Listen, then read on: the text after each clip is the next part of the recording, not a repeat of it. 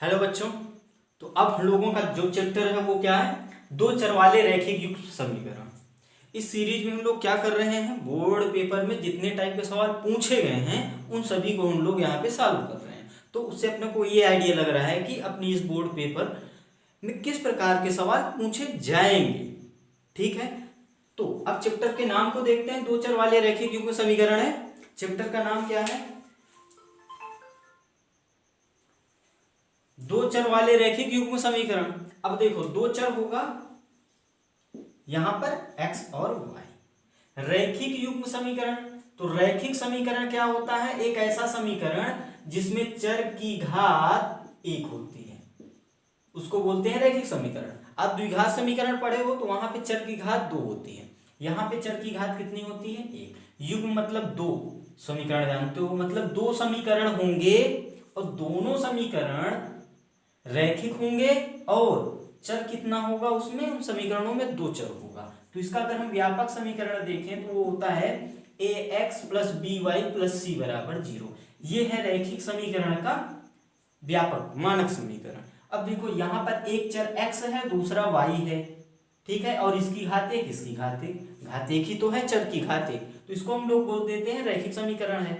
अब चूंकि युग्म जोड़े की बात कर रहे हो मतलब दो समीकरण लोगे आप, तो यहीं पे हम लोग क्या करेंगे, दो समीकरण लेंगे तो यहाँ पे x और y के गुणांक बदल दो और अचर पद बदल दो, बदलते जाओ। तो जितने बार बदलोगे उतने रैखिक समीकरण मिलेंगे। तो हम एक स्थिति में मान लो a1 कर दिए तो a1x plus b1y plus c1 बराबर 0, ये अपना पहला रैखिक समीकरण हो गया। दूसरा रैखिक समीकरण x के गुणांक को फिर बदलो, a2x plus b2y plus c2 बराबर 0, तो ये दूसरा। इन्हीं दो समीकरणों पे बात हम लोग करेंगे। ये हैं दोनों रैखिक समीकरण युग्म। युग्म मतलब जोड़ा हो गया, रैखिक समीकरण मतलब समझ गए, दो चर मतलब x और y। तो चैप्टर का नाम आपको क्लियर हो गया है ना, समझ में आ गया क्या करने वाले हैं हम लोग रैखिक समीकरण पे बात करने वाले हैं और दो समीकरणों पे बात करने वाले हैं। इतनी बात समझ में आ गई आप। अब आप पढ़ते आए हो कि अगर दो समीकरणें होती हैं, दो समीकरणें होती हैं, आप ऐसे पढ़ के आए हो ना,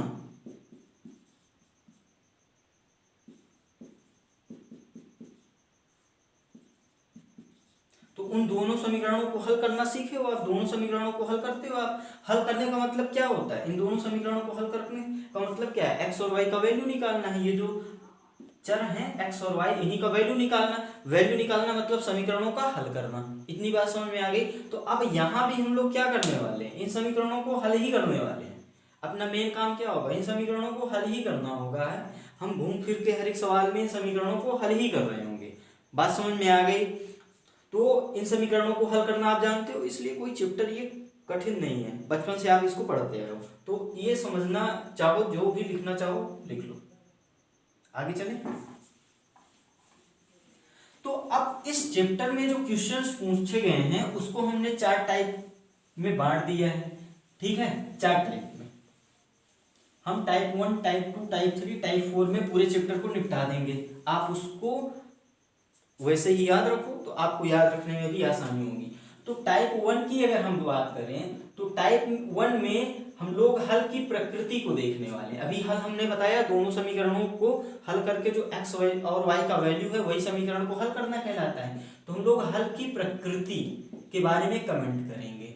अब देखो, अगर एक बात और सीख लो यहाँ से कि ये जो रैखिक समीकरण होता है ax plus B Y plus C बराबर 0, ये एक सरल रेखा को निरूपित करता है। किसको निरूपित करता है, सरल रेखा को निरूपित करता है। अभी इस कॉन्सेप्ट का उपयोग हम आगे भी करेंगे जब हम लोग ग्राफ बनाएंगे चौथे टाइप में। या इससे संबंधित एक सवाल पूछा भी गया है, दो समीकरण आपको दे देगा रैखिक और कहेगा इन दोनों सरल रेखाओं का प्रतिच्छेद बिंदु निकालो। दोनों सरल रेखाओं का प्रतिच्छेद बिंदु निकालो। एक सरल रेखा ये होगी, एक सरल रेखा ये होगी, इन दोनों का प्रतिच्छेद बिंदु ये। तो दो रेखाओं का जो प्रतिच्छेद बिंदु होगा, वास्तव में चूंकि ये दो रेखाएं जो हैं ये रैखिक युग्म समीकरण है, तो एक समीकरण मान लो a1x plus b1y plus c1 बराबर 0 था। दूसरा है a2x plus b2y plus C2 बराबर 0। तो ये हो गया एक रेखा, ये हो गई दूसरी रेखा। दोनों रेखाएं एक दूसरे को अगर एक दूसरे को काट रही हैं तो उनका हल जो होगा उनका प्रतिच्छेद बिंदु होगा, मतलब x और y का वैल्यू। बात समझ में आ रहा है? ये कुछ भी हो सकता है, दो चार आप जानते हो जब x और y का वैल्यू निकालते हो, जो कि ये चल है। तो अब यहाँ पे ये दो रेखाएं एक दूसरे को काट सकती हैं या फिर एक दूसरे पे समांतर भी तो हो सकती हैं। अगर एक दूसरे के समांतर होंगी तो एक दूसरे को नहीं काटेंगी, मतलब हल नहीं मिलेगा अपने को। यहाँ पर सिर्फ एक हल मिलेगा। और ये भी हो सकता है कि एक के ऊपर एक हो जाए रेखा, एक रेखा है और दूसरी रेखा उसी के ऊपर हो जाए। बात समझ में आ रही है? तो वहां पे अनेक हल मिलेंगे। देखो हल मिलने का मतलब क्या है, ये जो बिंदु है अगर किसी रेखा पे बात करें हम तो उस पे बहुत सारे बिंदु होंगे, असंख्य बिंदु होंगे, अनंत बिंदु होंगे। ठीक है, अब ये वाला जो प्रतिच्छेद बिंदु है, यहां से थोड़ा समझो आप, जो प्रतिच्छेद बिंदु होता है ये इस रेखा पर भी है और इस रेखा पर भी है। ये दोनों रेखाओं पे होता है ना प्रतिच्छेद बिंदु। तो अगर ये एक रेखा है, इस पे बहुत सारे बिंदु है और इसी के ऊपर ये दूसरी रेखा है, उस पे भी बहुत सारे बिंदु है, तो जो बहुत सारे बिंदु स्थित है ना, वही उन दोनों रेखाओं के हल कहलाएंगे और यहाँ पे बहुत सारे होंगे। तो ये हल की प्रकृति में हम लोग यही देखने वाले हैं, या तो एक हल होगा या कोई भी हल नहीं होगा या फिर बहुत सारे अनेक हल होंगे। बात समझ में आ गई कि हल की प्रकृति में हम लोग क्या देखने वाले हैं कि या तो एक हल होगा जिसको अद्वितीय हल बोलेंगे। अद्वितीय मतलब सिर्फ वही होता है, आप अद्वितीय शब्द का मतलब जानते हो, अद्वितीय शब्द मतलब उसके जैसा कोई नहीं, सिर्फ वही। तो एक ही बिंदु मिलेगा उसको अद्वितीय बोल देंगे। तो पहले केस में आप ले लो कोई हल नहीं,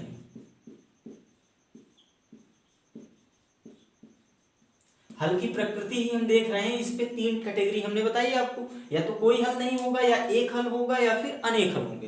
तो कोई हल नहीं होगा मतलब क्या, रेखाएं समांतर होंगी तभी तो ये एक दूसरे को नहीं काटेंगी, मतलब अपने को प्रतिच्छेद बिंदु नहीं मिलेगा। जो प्रतिच्छेद बिंदु वही होगा वही समीकरण का हल होगा। अब अगर प्रतिच्छेद बिंदु ही नहीं है तो हल भी नहीं है, तो कोई हल नहीं होगा। तो यहाँ पे रेखाएं क्या होंगी, समांतर। इतनी बात समझ में आई? अब अगर रेखाएं समांतर हैं तो इसको हम लोग बोल देते हैं असंगत समीकरण युग्म। ये शब्द याद रखने हैं आपको, रेखाएं समांतर, असंगत समीकरण युग्म, कोई हल नहीं, इसी के ये कहने का तरीका है। अब यहां पे आपको कंडीशन भी याद रखनी है, अगर कोई हल नहीं हो रहा, a1/a2 बराबर b1/b2 बराबर नहीं होगा c1/c2। चलो, तो जब भी सवाल में कहे समीकरणों का कोई हल नहीं है या रेखाएं समांतर हैं या असंगत समीकरण युग्म है तो ये वाली कंडीशन लगाओगे। इतना कॉपी कर लो।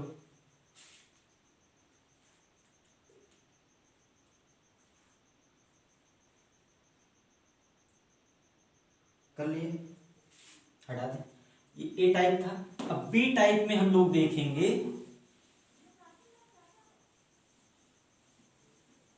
अद्वितीय है।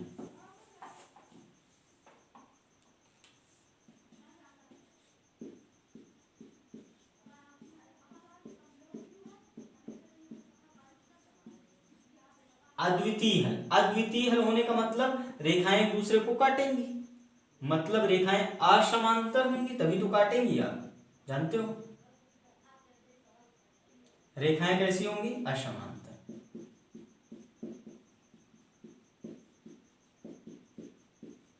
और एक सिर्फ प्रतिच्छेद बिंदु मिलेगा, सिर्फ एक ही तो बिंदु मिलेगा, उसी को हम लोग कटान बिंदु बोलेंगे, प्रतिच्छेद बिंदु बोलेंगे, या फिर सिर्फ एक हल मिल रहा है, सिर्फ एक हल। बात समझ में आ रही? अब इसी को हम लोग बोलते हैं संगत समीकरण युग्म।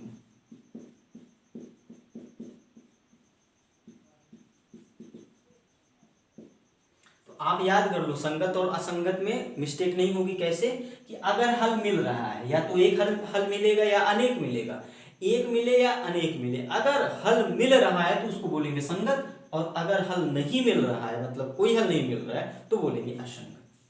यहाँ की कंडीशन आप याद कर लो, a1/a2 बराबर नहीं होता b1/b2। मतलब अगर सवाल बोले असंगत समीकरण युग्म है या रेखाएं समांतर हैं, मतलब एक बिंदु पे काट रही हैं, एक हल मिल रहा है या अद्वितीय हल मिल रहा है, सारी शब्दावली यूज कर सकता है, तो हम लोग ये कंडीशन लगाएंगे। कर लो कॉपी, कॉपी कर लो। हम लोग देखेंगे अब सी वाले पार्ट को जिसमें अनेक हल मिलेंगे।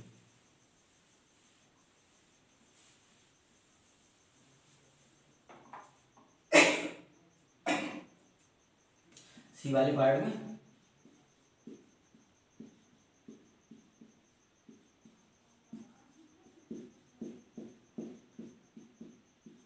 अब देखो अनेक हल होने का मतलब क्या है, अभी मैंने बताया एक के ऊपर दूसरी रेखा हो जाए तो उसको बोलेंगे क्या, रेखाएं क्या होंगी, या जो समीकरण है वो क्या होंगी, संपाती होंगी,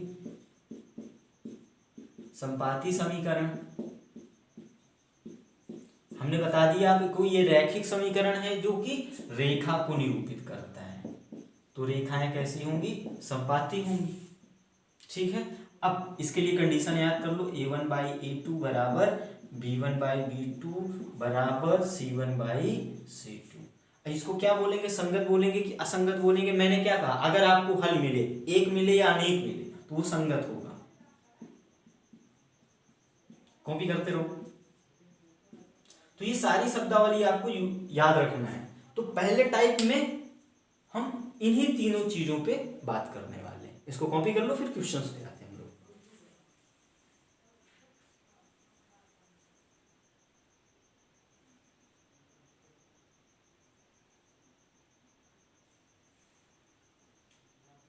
पहला क्वेश्चन पढ़ा आपने, कह रहा है रैखिक समीकरण युग्म 3x + 5y। हम लोग पहले टाइप के सवाल पे आ चुके हैं। सवाल क्या बोल रहा है, 3x + 5y = 3, और दूसरा समीकरण है 6x + ky = 8 का कोई हल नहीं है। क्या है, कोई हल नहीं है, कोई हल नहीं है। याद आई कंडीशन आपको, सवाल कह रहा है कोई हल नहीं है, तो कोई हल नहीं वाली कंडीशन लगा दो। अभी आपने पढ़ा है कोई हल नहीं मतलब समांतर, समांतर और असंगत समीकरण युग्म। कंडीशन आपको याद होनी चाहिए, ये कंडीशन होती है ना। अब यहां से हमको a1 a2 b1 b2 c1 c2 निकालना है, तो उसके लिए आ जाओ यहाँ। ये तो है आपका फॉर्मूला। अब ये जो दो समीकरण है, इन समीकरणों को a1x + b1y + c1 = 0, और दूसरी समीकरण को a2x + b2y + c2 = 0, इन्हीं समीकरणों से तुलना करना पड़ेगा क्योंकि यही हमने समीकरण व्यापक मानी है अभी। तो अब देखो पहले वाली समीकरण में जो x का गुणांक है वो है a1, तो इसमें जो x का गुणांक है वो है a1, मतलब a1 कितना मिला, 3। जो y का गुणांक है वो b1, तो y का गुणांक कितना है, 5, तो b1 कितना मिला, 5। c1 के लिए ध्यान देना है आपको, c1 क्या है, RHS में नहीं है, LHS में ही है। जो सारे पद हैं वो LHS में है, RHS में सिर्फ 0 है। तो आपको ये भी ध्यान रखना है कि जब हम रैखिक समीकरण युग्म बना रहे होंगे तो RHS में 0 रखना है, मतलब सभी पदों को हम LHS में लाएंगे। बात समझ में आ गई। तो इसको जब इस साइड में लाओगे तो ये -3 हो जाएगा और -3 = 0 हो जाएगा। ठीक है, अब यहाँ पे आप c1 लिखोगे, c1 बराबर -3। बात समझ में आई। इसी प्रकार इस समीकरण के लिए a2 क्या होगा, x का गुणांक, मतलब a2 कितना दिया गया है, 6, b2 कितना दिया है, y का गुणांक स्मॉल k, और c2 कितना दिया है, c2 के लिए फिर वही करोगे आप, इसको RHS से LHS में लाओगे, और LHS में लाओगे तो ये उस साइड में प्लस था माइनस हो जाएगा और = 0 हो जाएगा। तो c2 का वैल्यू कितना मिल गया। अब ये a1 b1 c1 a2 b2 c2 value पता है, यहाँ पे रखो और अपना आंसर लो। बात समझ में आई। कॉपी करोगे, करते रहो। चलो हम रख भी रहे हैं, a1 बाई a2 आप जानते हो, नहीं जानते हो तो हमने बता भी दिया।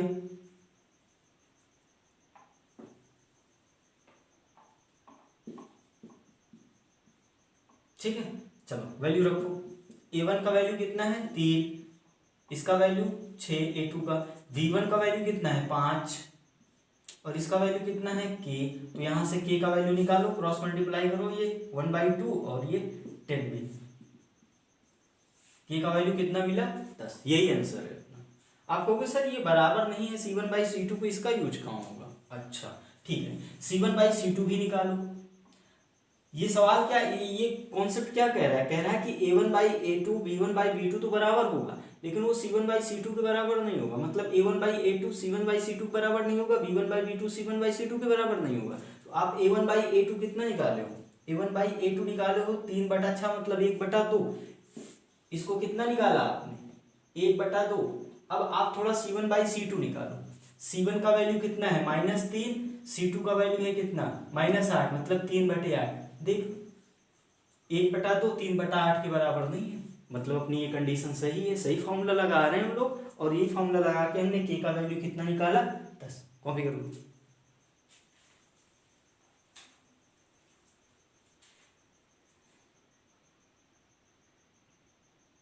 कर लिया कॉपी? चलो अगला सवाल पढ़ो। अगला सवाल कह रहा है k के किस मान के लिए रैखिक समीकरणों kx + 3y kx + 3y - k - 3 = 0, और दूसरी समीकरण क्या है? 12x + ky - k = 0। इनके अपरिमित रूप से अनेक हल हैं, चाहे अनेक हल। तो अब देखो अनेक हल की कंडीशन आपको याद है, A1/A2 = B1/B2 = C1/C2। चलो यही पे मान रखें, A1 का वैल्यू कितना है? k, A2 का वैल्यू कितना है? 12, B1 का वैल्यू है 3, B2 का वैल्यू है k, C1 का वैल्यू है -k - 3, और C2 का वैल्यू है -k। तो एक बार इसको हल कर लो, ठीक है। तो अब एक बार हम ले रहे हैं k/12 = 3/k, तो यहाँ से k² 36 मिला, तो k का वैल्यू कितना मिला? +-6 है ना। 36 देख ध्यान रखना, वर्गमूल लोगे तो +- मिलेगा, +- दोनों साथ में लिखना, नहीं आंसर भी नहीं आएगा आपको। बात समझ में आ गई? माइनस छोड़ना नहीं। एक बार इसको ले लो बराबर, तो ये मिला 3/k = -k। अब देखो माइनस का अंदर मल्टीप्लाई कर दिया तो ये प्लस हो जाएगा, ये -k है, ये k से k कट जाएगा, ये -1 यहाँ जाएगा, तो -3 बराबर माइनस इतना। बात समझ में आ रही है? तो यहाँ से k का वैल्यू कितना मिला? 6। अब देखो यहाँ तो k का 2 वैल्यू मिल रहा है, +6 और -6, यहाँ पर मिल रहा है 1 वैल्यू। तो अपना आंसर क्या होगा? जो दोनों में हो, क्योंकि ये एक साथ दोनों को संतुष्ट करना चाहिए। तो अपना आंसर क्या होगा? k बराबर कितना होगा? 6। बात समझ में आ गई? कर लो कॉपी।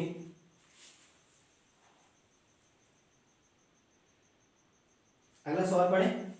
अगला सवाल कह रहा है k का मान ज्ञात कीजिए जिसके लिए समीकरण लिख ले हम लोग। आप स्क्रीन पे देख के लिखो, हम यहां देख कर लिख ले रहे हैं। 2 समीकरण दिया है और इस बार कह रहा है अद्वितीय है ना। तीनों पे एक इक्वेशन कर लेंगे हम लोग। तो समीकरण लिख लो। समीकरण क्या बोल रहा है? 2x + ky =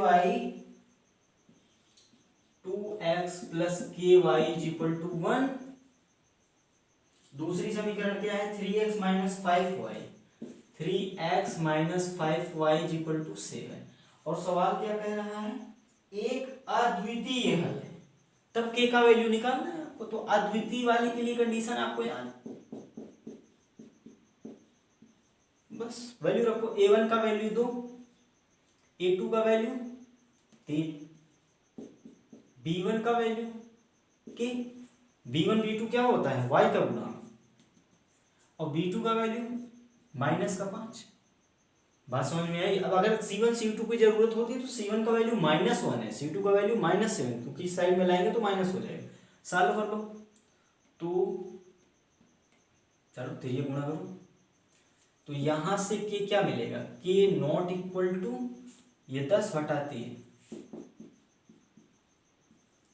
मतलब आंसर कितना हो गया? k ≠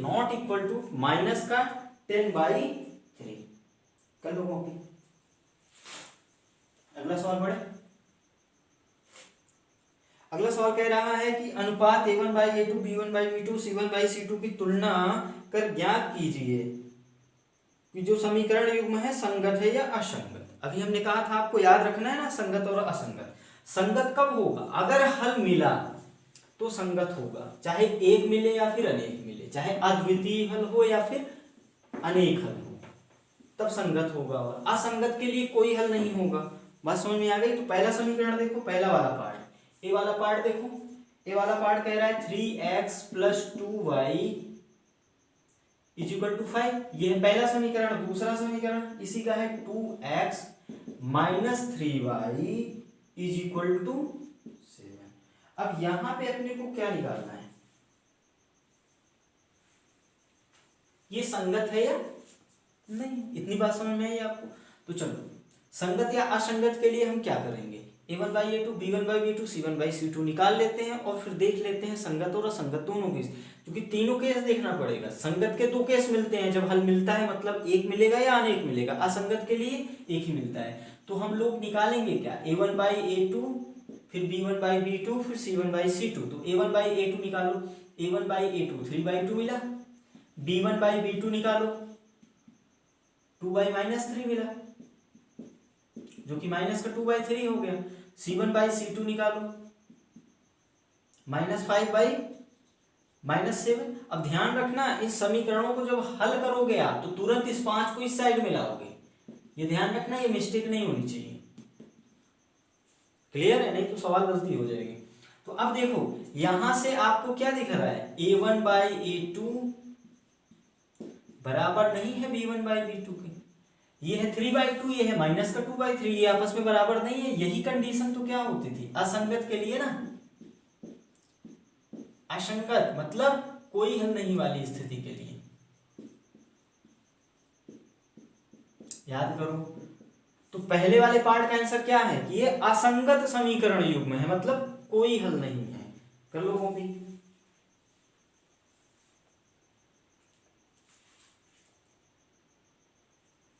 दूसरे वाले को हल करें।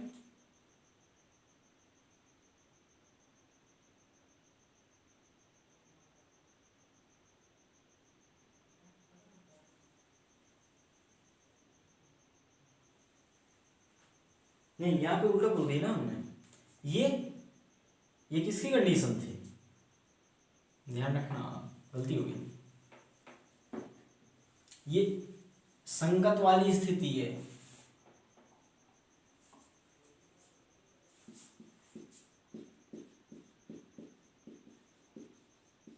कर लो कॉपी। ये संगत वाली स्थिति है ना, a1/a2 बराबर b1/b2 नहीं, ये अद्वितीय वाली स्थिति है। ये कौन सी स्थिति है? अद्वितीय वाली।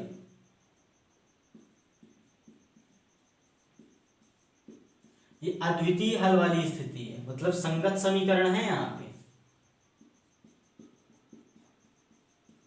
इसमें बहुत मिस्टेक होता है, इसलिए अच्छे से आप याद रखना कि संगत समीकरण कौन सा होगा जब हल मिलेगा। या तो अद्वितीय मतलब एक हल होगा या अनेक हल होगा, और ये स्थिति होगी इसके लिए।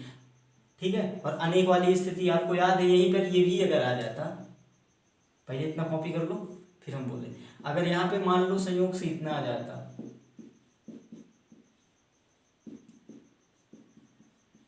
तो देखो सवाल तो आपसे बोला है कि संगत है या असंगत है, तो ये अगर आ जाती, अगर ये स्थिति होती, तब भी हम क्या बोलते हैं कि ये संगत स्थिति है, क्योंकि ये कौन सी स्थिति है? संपाती वाली।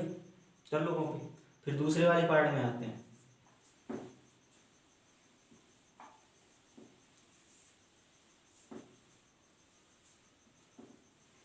दूसरा वाला समीकरण लिखो।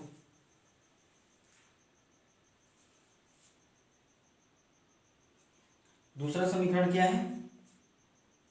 2x - 3y = 8। और दूसरी समीकरण क्या है? 4x - 6y = 9।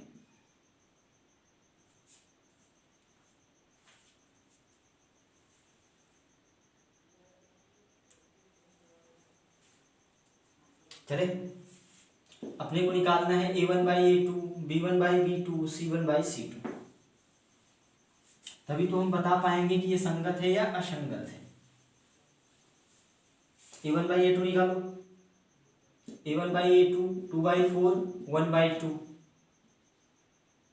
चाहो तो आप समीकरण लिखो तुरंत, a1 का वैल्यू, b1 का वैल्यू, c1 का वैल्यू लिख दिया करो, क्योंकि इस माइनस को, इस 8 को आप इस साइड में लाओगे तो ये -8 बराबर 0 हो जाएगा, ये -9 बराबर 0 हो जाएगा। तो a2 का वैल्यू 4 है, b2 का वैल्यू -6 है, c2 का वैल्यू -9 है। ये सारी वैल्यू लिख लो, फिर आप सॉल्व करो।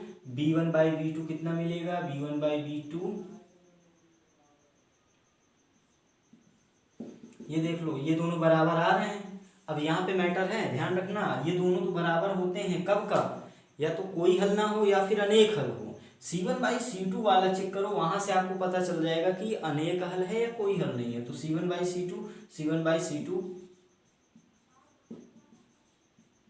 देख लो, ये दोनों तो बराबर हैं, लेकिन ये बराबर नहीं है। मतलब यहाँ कौन सी स्थिति है, a1/a2 बराबर है b1/b2 के और बराबर नहीं है c1/c2 के। यही स्थिति कोई हल नहीं वाली है।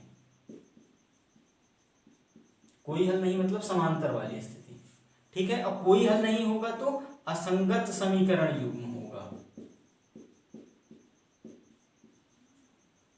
बस समझ में आ गई। अगर यहीं पे ये c1/c2 के भी बराबर हो जाता है, ये भी 1/2 आ जाता, तो ये संपाती वाली स्थिति हो जाती, तो फिर कई सारे हल हो जाते, अनेक हल हो जाते। कॉपी कर लो, अगला सवाल देखते हैं।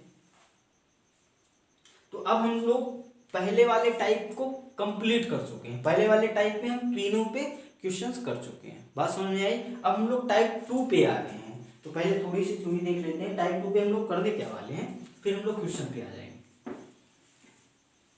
टाइप 2 में हम लोग समीकरण को हल करेंगे। क्या करेंगे, समीकरण को हल करेंगे, या फिर रेखा का प्रतिच्छेद बिंदु निकालेंगे। सॉरी, दो रेखाओं का प्रतिच्छेद बिंदु निकालेंगे, क्योंकि ये जो रैखिक समीकरण है ये रेखाओं को निरूपित करते हैं। बात समझ में आ रही है ना। तो अब हम लोग समीकरण टाइप 2 पे आ गए हैं इस चैप्टर के टाइप 2 वाले सवाल में, और यहाँ पे हम लोग समीकरणों को हल करेंगे। क्या करेंगे, समीकरण हल करेंगे।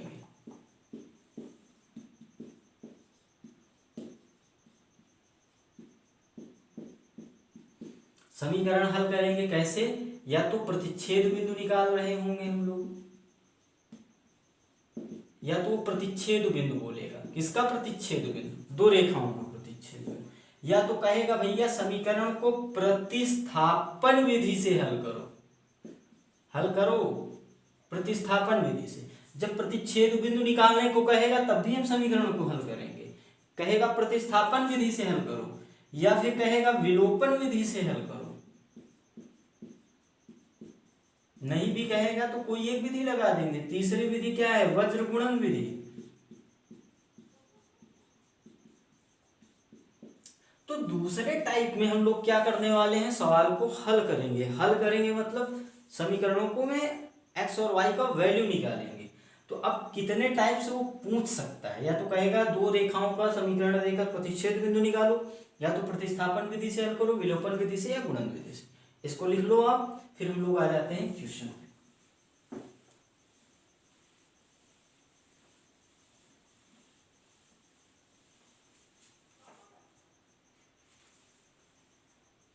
क्वेश्चन लिखो। कह रहा है रेखाओं x - 2 = 0 और दूसरी रेखा क्या है y + 6 = 0। इन दोनों का प्रतिच्छेद बिंदु निकालना है। प्रतिच्छेद बिंदु निकालने का मतलब क्या है, इन दोनों का हल। हल मतलब x और y का वैल्यू। तो यहां से x का वैल्यू 2 मिला और यहां से y का वैल्यू मिला -6। तो यही है क्या, इन दोनों का हल, इन दोनों समीकरणों का, इन दोनों रेखाओं का हल। तो विकल्प देख लो आप कौन सा सही है, 2, -6 कौन सा विकल्प है, डी वाला। अगला सवाल देखो, कह रहा है समीकरण x - y = 2, x - y = 2 और दूसरा समीकरण क्या है x + y = 2।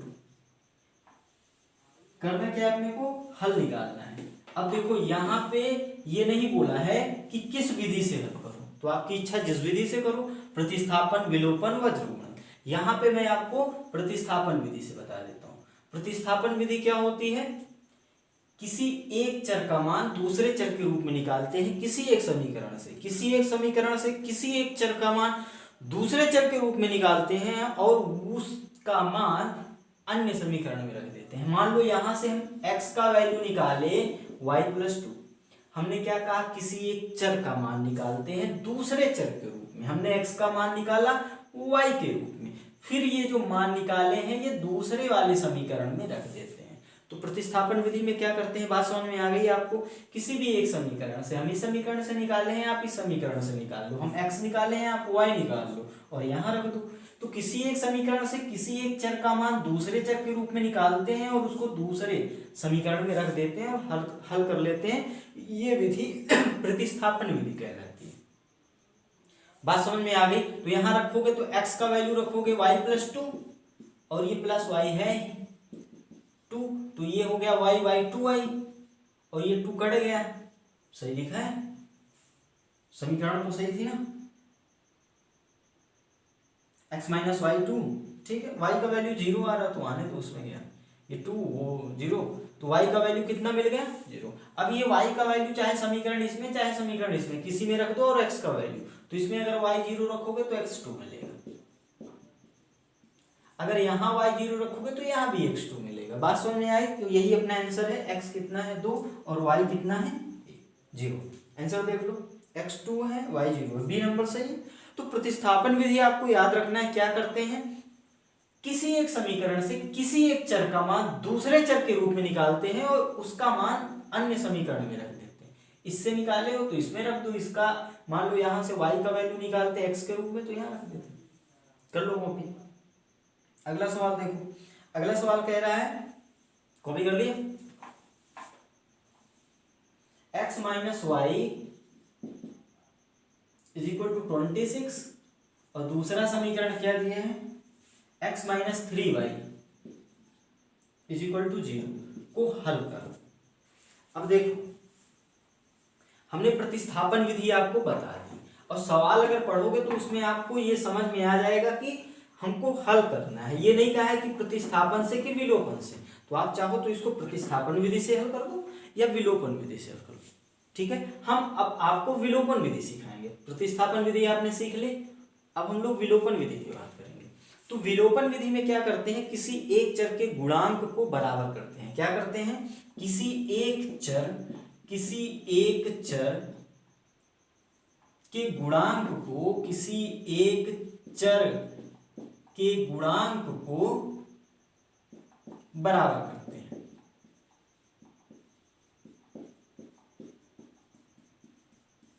दोनों समीकरणों में समान बनाते हैं। मान लो यहाँ पे अगर हम x की बात करें तो x का गुणांक 1, यहाँ भी x का गुणांक 1 है। अगर वो गुणांक बराबर है तब तो ये स्टेप करना ही नहीं पड़ेगा अपने को, अगर नहीं होता तब करते। तो अब यहाँ नहीं है तो सीधा सीधा लिखो। क्या करते हैं? एक दूसरे के नीचे दोनों समीकरणों को लिख लेते हैं। ऐसे लिख लिया, ये समीकरण 1 थी अपनी, ये समीकरण 2 थी। हम लोग विलोपन विधि देख रहे हैं, बात समझ में आई? तो यहाँ पे हम लोग क्या करते हैं?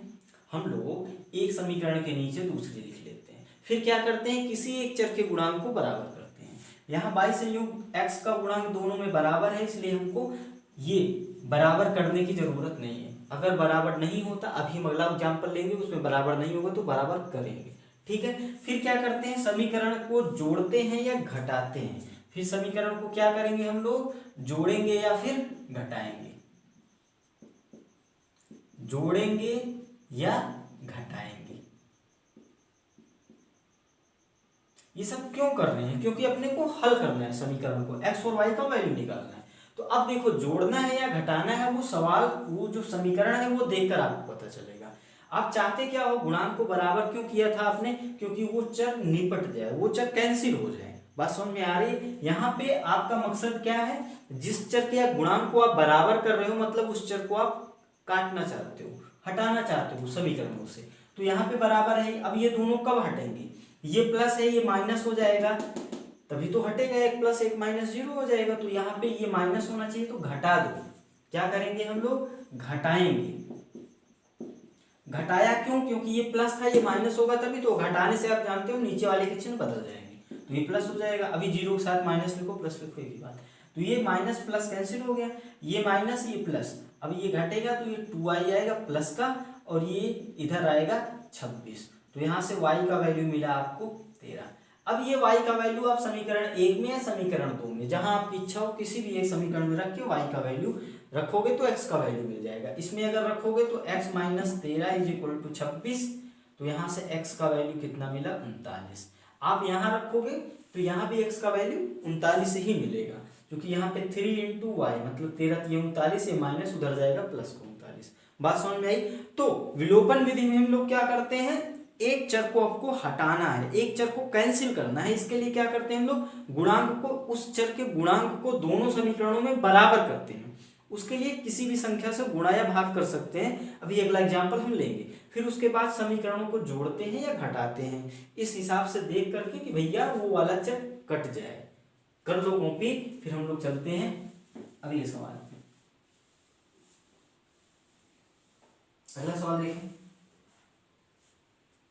अगला सवाल क्या कह रहा है, निम्नलिखित समीकरण युग्म को हल करो। पहला समीकरण है 3/x plus 2/y is equal to 11।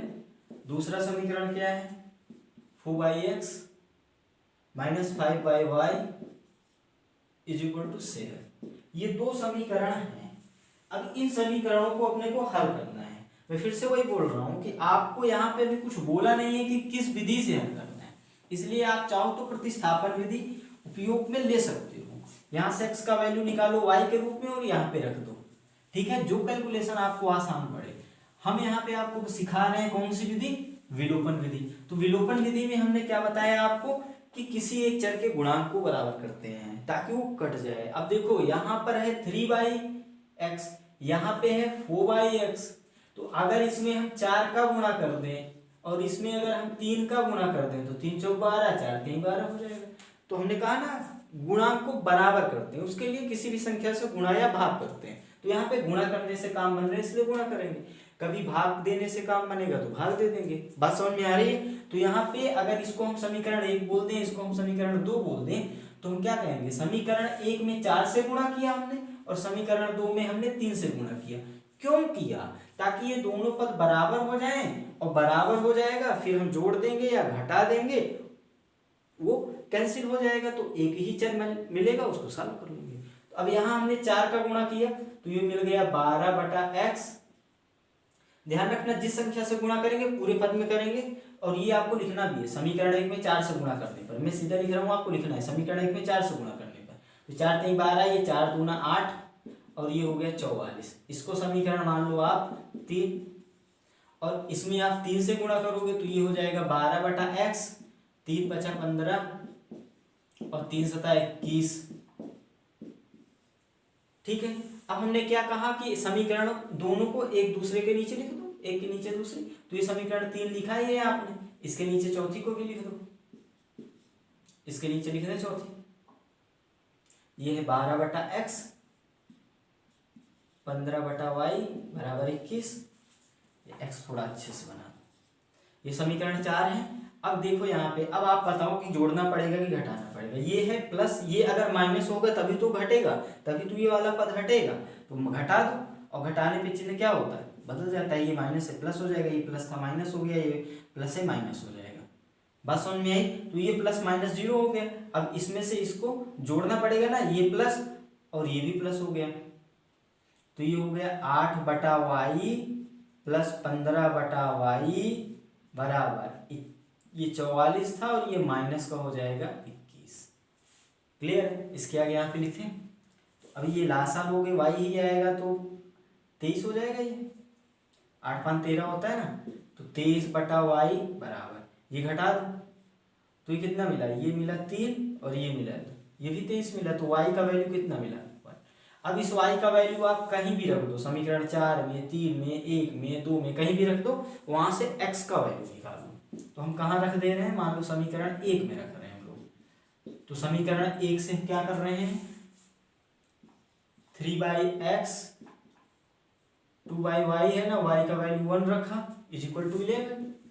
तो इसको सॉल्व करो, ये उधर जाके घट जाएगा तो 3, 2 घटा दो 9 मिलेगा।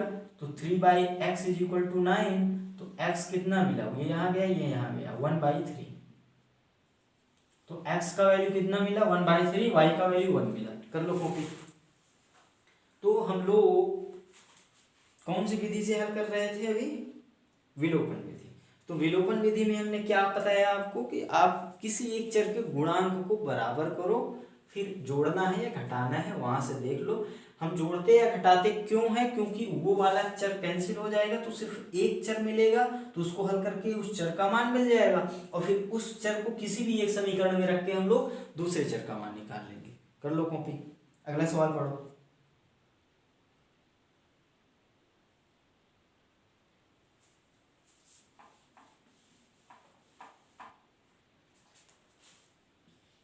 5/x plus Y plus 1/x minus Y is equal to 2, पहली समीकरण है। दूसरी समीकरण है 15/x plus Y minus 5/x minus Y is equal to -2। ये दो समीकरणें आपको दी गई हैं, इन दोनों समीकरणों को हल करना है। हम कौन सी विधि पढ़ रहे हैं, विलोपन विधि। तो विलोपन विधि में हमने क्या बताया आपको, किसी एक चर के गुणांक को बराबर करना ही अपना लक्ष्य है। ये लक्ष्य क्यों है, ताकि उसी चर को हम लोग बराबर गुणांक करके जोड़ या घटा कर हटा दें, दूसरे चर का मान निकाल लें। बात समझ में आई। अब विलोपन का ही एक डिफरेंट टाइप का सवाल ये भी है। इसमें होता क्या है, कुछ पद जो है अपने को दोनों समीकरणों में कॉमन दिखते हैं। जैसे यहाँ पे 1/x plus Y, 1/x plus Y दोनों समीकरण में दिख रहा है। यहाँ 1/x minus Y, 1/x minus Y दिख रहा है। तो विलोपन विधि का ही एक प्रकार है जिसमें कुछ पद जो है दोनों समीकरणों में कॉमन दिखते हैं, तो उन्हीं को हम लोग मान लेते हैं और समीकरण को सिंपलीफाई, सिंपल रूप में लिखते हैं। बात समझ में आई। तो अब यहाँ पे हम क्या लिख सकते हैं, अगर हम सबसे पहले मानेंगे 1/x प्लस वाई को हम u मान लिया। हमने क्या कहा, जो पद कॉमन दिख रहा है दोनों में दिख रहा है उसको आप मानो नए चर के रूप में, और 1/x माइनस वाई को हमने v मान लिया। अब दो नए चर लाए हम अपने से u और v को, है ना। तो u और v को हम पहले सॉल्व करेंगे इन दोनों समीकरणों में रख करके, फिर उसके बाद यहाँ पे u और v का वैल्यू निकालेंगे तो और x और y निकालेंगे। अब इस समीकरण से अपने को क्या मिलेगा, समीकरण 1 से क्या मिलेगा, जब ये मान रखेंगे हम लोग, तो ये देखो इसको हम लोग ये नहीं लिख सकते क्या, 5 गुणा 1/x प्लस वाई, तो ये 1/x प्लस वाई हो गया u, तो ये 5u हो गया, प्लस ये 1/x माइनस वाई v हो गया इज इक्वल टू 2। इसको समीकरण 3 मान लो। अब यहां से देखो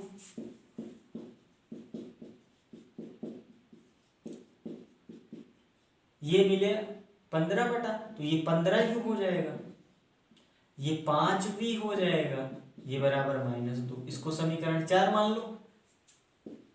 अब देखो यहाँ पे जो चर हैं u और v हैं, ये x और y की तरह ही तो हैं, तो इसको अगर आप हल करोगे विलोपन विधि से तो कैसे करोगे, u के गुणांक को बराबर करो दोनों समीकरण में, या v के गुणांक को बराबर करो दोनों समीकरण में, है ना। इस बार हम v के गुणांक को बराबर कर लें, तो v के गुणांक को बराबर करने के लिए क्या करोगे, यहाँ 1 है, हम चिन्ह की बात नहीं करेंगे, परिमाण की बात करेंगे। यहाँ v का गुणांक है 1, यहाँ है 5, चिन्ह नहीं बात कर रहे हैं हम, यहाँ -5 है, यहाँ +1 है, लेकिन हम चिन्ह की बात नहीं कर रहे हैं, संख्या की बात कर रहे हैं। तो या तो इस समीकरण में 5 से भाग दे दो तो ये 1 हो जाए, या फिर इसमें 5 से गुणा कर दो तो ये 5 हो जाए। तो इसमें 5 से गुणा कर देते हैं, तो ये 5×5 = 25u हो जाएगा, ये 5v हो जाएगा, और ये बराबर कितना हो जाएगा 10। ये समीकरण हो गई 4। यहाँ लिखना पड़ेगा आपको कि समीकरण 3 में 5 से गुणा करने पर कर लिया गुणांक बराबर 5v। अब एक के नीचे दूसरी लिख दो,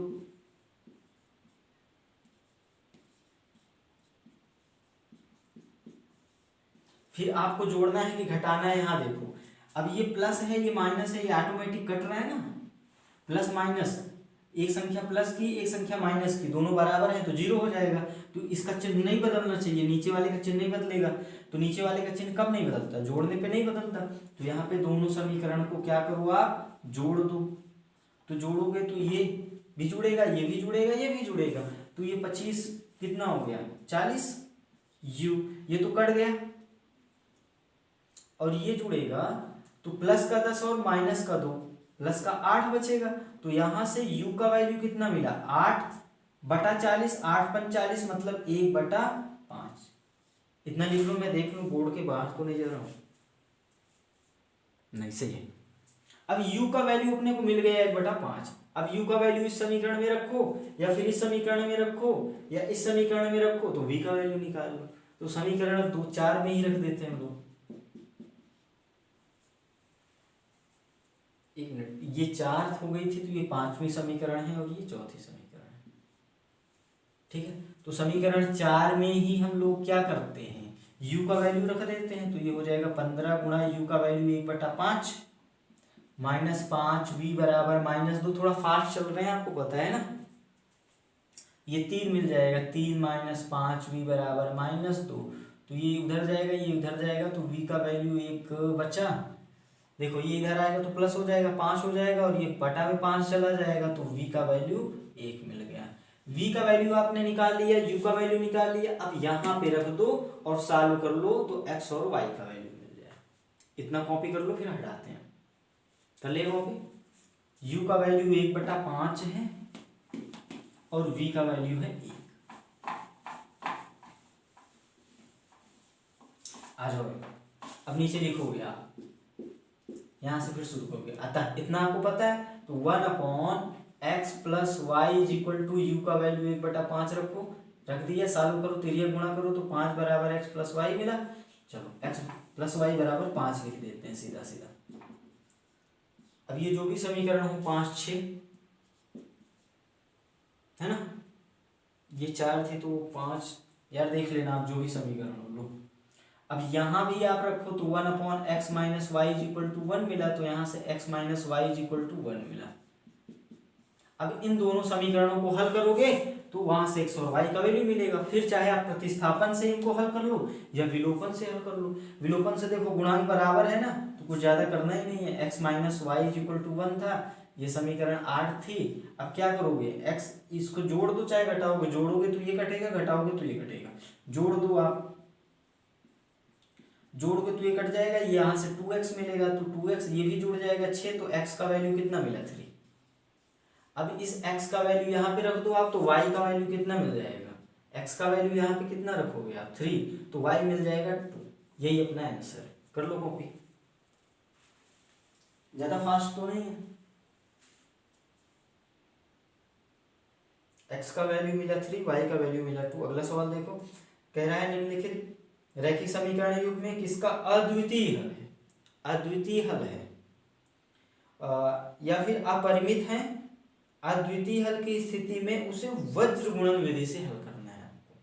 अब हम लोग तीसरे पार्ट पे आ गए हैं, वज्र गुणन विधि से हल करना आपको सिखाएंगे। हमने प्रतिस्थापन विधि बताया, विलोपन विधि बताया, अब हम लोग तीसरे पार्ट में आएंगे, कहाँ पे, वज्र गुणन विधि से। तो सवाल में कह रहा है कि भैया अद्वितीय हल है तो हल भी करो, ठीक है।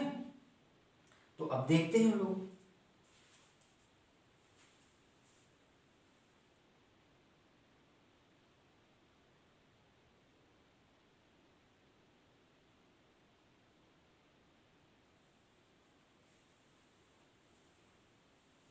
सवाल लिख लीजिए।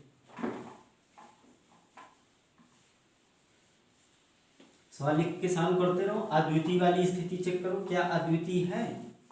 ये भी तो हो सकता है कोई हल हो ही ना। अगर कोई हल नहीं होगा तो फिर वज्र गुणन या फिर कोई भी गुणन विधि लगाने की जरूरत ही नहीं है, क्योंकि हल ही नहीं मिलेगा तो चाहे जो सी विधि लगाओ मिलेगा ही नहीं आपको। ठीक है, सवाल लिख लो, समीकरणों को लिखो। पहले वाले पार्ट के समीकरण कौन कौन से दिए गए हैं आपको, देखो x - 3y -3 = 0। दूसरी समीकरण कौन सी है, 3x - 9y - 2 = 0। अब सबसे पहले चेक करो आप क्या इनका हल है या नहीं है। तो इसके लिए वही करना है आपको, a1/a2 निकालो, b1/b2 निकालो, c1/c2 निकालो। यहीं से तो पता चलेगा ना। तो a1/a2 1/3, b1/b2 -3/-9, ये भी आया 1/3, c1/c2 -3/-2 मतलब 3/2। यहाँ से आपको क्या मिला, ये दोनों तो बराबर हैं, ये इसके बराबर नहीं है, मतलब a1/a2 बराबर है b1/b2 के, लेकिन ये बराबर नहीं है c1/c2 के। याद करो ये कौन सी स्थिति है, ये समांतर वाली स्थिति है, दोनों रेखाएं समांतर हैं, मतलब कोई हल नहीं है। तो आप लिखोगे कोई हल नहीं है, इसके नीचे लिखोगे क्योंकि कोई हल ही नहीं है, अतः इस समीकरण को हल ही नहीं करेंगे हम लोग, तो वज्र गुणन लगाने की जरूरत ही नहीं। कॉपी कर लो, फिर दूसरे वाले पार्ट में देखते हैं। कर लिया। तो पहले वाले पार्ट को आपको किसी भी विधि से हल करने की जरूरत ही नहीं है, क्योंकि इसका कोई हल मिलेगा ही नहीं। ये दोनों रेखाएं समांतर हैं, ये एक दूसरे को काटेंगी ही नहीं, और अगर एक दूसरे को काटेंगे नहीं तो x और y का कोई वैल्यू नहीं मिलेगा, प्रतिच्छेद बिंदु नहीं मिलेगा। दूसरा वाला पार्ट इक्वेशंस लिखो। दूसरे वाले पार्ट की इक्वेशंस क्या है, 2x + y = 5। दूसरी इक्वेशन क्या है, 3x + 2y = 8। चलो इसको सॉल्व करो और फिर देखो कि अद्वितीय हल होगा या कोई हल नहीं होगा या बहुत सारे हल होंगे। तो आपको फिर वही करना है, a1/a2 b1/b2 b1/b2 c1/c2। ध्यान रखना ये -5 -8 आएगा, है ना, तुरंत इसको बना लिया करो आप, नहीं मिस्टेक करोगे आप। खैर यहाँ तो आप रेशियो निकालोगे c1/c2, तो c1/c2 निकालो। देखो ये 5/8 यहाँ से भी आया, जब इस साइड में होता तो भी 5/8 आता, है ना। यहाँ तो गलती नहीं होगी, जब अभी आप वज्र गुणन विधि में आपको बताऊंगा तो वहां मिस्टेक कर दोगे आप, c1 और c2 का वहां पे एग्जैक्ट वैल्यू रखने में गलती हो जाएगी। तो आप यही तरीका, तुरंत इसको कहाँ लाओ, LHS में, RHS में 0 बनाओ। तो अब देखो यहाँ से आपको क्या मिला, a1/a2 बराबर नहीं है b1/b2 के। याद करो ये कौन सी स्थिति है, यही स्थिति तो अद्वितीय हल वाली है ना। अद्वितीय हल का मतलब क्या है, एक हल मिलेगा अपने को। कर लो कॉपी, एक हल मिलेगा मतलब इन समीकरणों को हल करना पड़ेगा, और सवाल कह रहा है वज्र गुणन विधि से करो, तो ठीक है। अब हम आपको बताएंगे वज्र गुणन विधि, इसको कॉपी कर लो। कर लिया। अब हम लोग सीखने वाले हैं वज्र गुणन विधि। हमने आपको प्रतिस्थापन और विलोपन विधि बता दिया, अब हम लोग तीसरी विधि वज्र गुणन विधि पढ़ेंगे। तो वज्र गुणन विधि करने के लिए कुछ आपको नियम ध्यान रखने हैं। सबसे पहला नियम यही कि ये LHS में सारे पद लाओ, RHS 0 बनाओ, LHS में सबको लाओ, RHS 0 बनाओ। क्यों, क्योंकि आपको a1 a2 b1 b2 c1 c2 की वैल्यू लिखना है।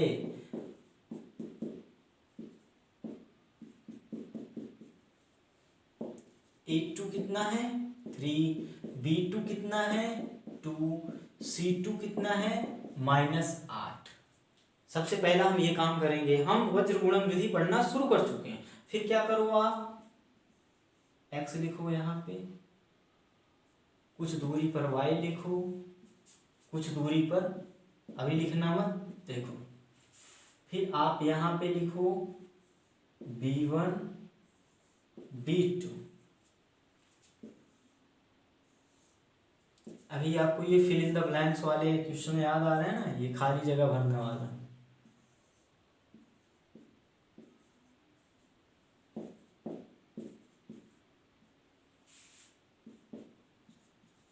ये टेबल जो है ये आपके दिमाग में अगर छप जाएगी तो बहुत बढ़िया होगा, है ना, आप मिस्टेक नहीं करोगे। कैसे, x y 1, पहले x फिर y फिर 1, x फिर y फिर 1, ठीक है। दोनों साइड किनारों पे b1 b2 b1 b2 b1 b2, किनारों पर b1 b2, फिर c फिर c a, पहले c फिर a, तो c1 c2 a1 a2, पहले c फिर a, ये सेम चीज याद होनी चाहिए। फिर क्या करना है आपको, ये एरो लगाओ ऐसे। अभी इसका मतलब बताते हैं।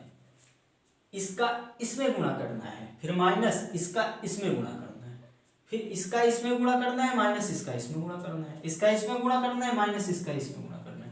पहले टेबल बना लो, फिर अब देखो कैसे करने वाले हैं हम लोग। बना लिया टेबल, नीचे पर्याप्त जगह है, ठीक है, लिखते हैं। फिर क्या करोगे आप, अब इस टेबल का ही रिजल्ट हम लोग करने वाले हैं। x लिखो, बटा में क्या लिखो, ये x पहले लिखा है ना, तो उसी x को लिखा हमने, बटा में क्या लिखेंगे, इसका गुणा इसमें करो b1 c2, फिर माइनस का चिन्ह लगाओ, इसका गुणा इसमें करो b2 c1, फिर बराबर का चिन्ह लगाओ और y लिखो ये वाला, फिर y के नीचे ये दो है ना, ये तो इसका गुणा इसमें c1 a2, माइनस लगाओ c2 a1, इसका गुणा इसमें,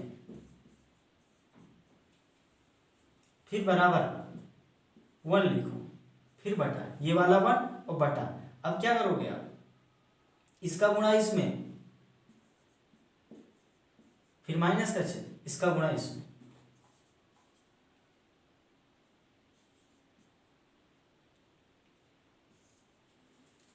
आपको क्या करना है, ये रिजल्ट जो है अगर याद कर सको तो याद करो, नहीं तो ये पिक्चर आपके दिमाग में बनी नहीं चाहिए।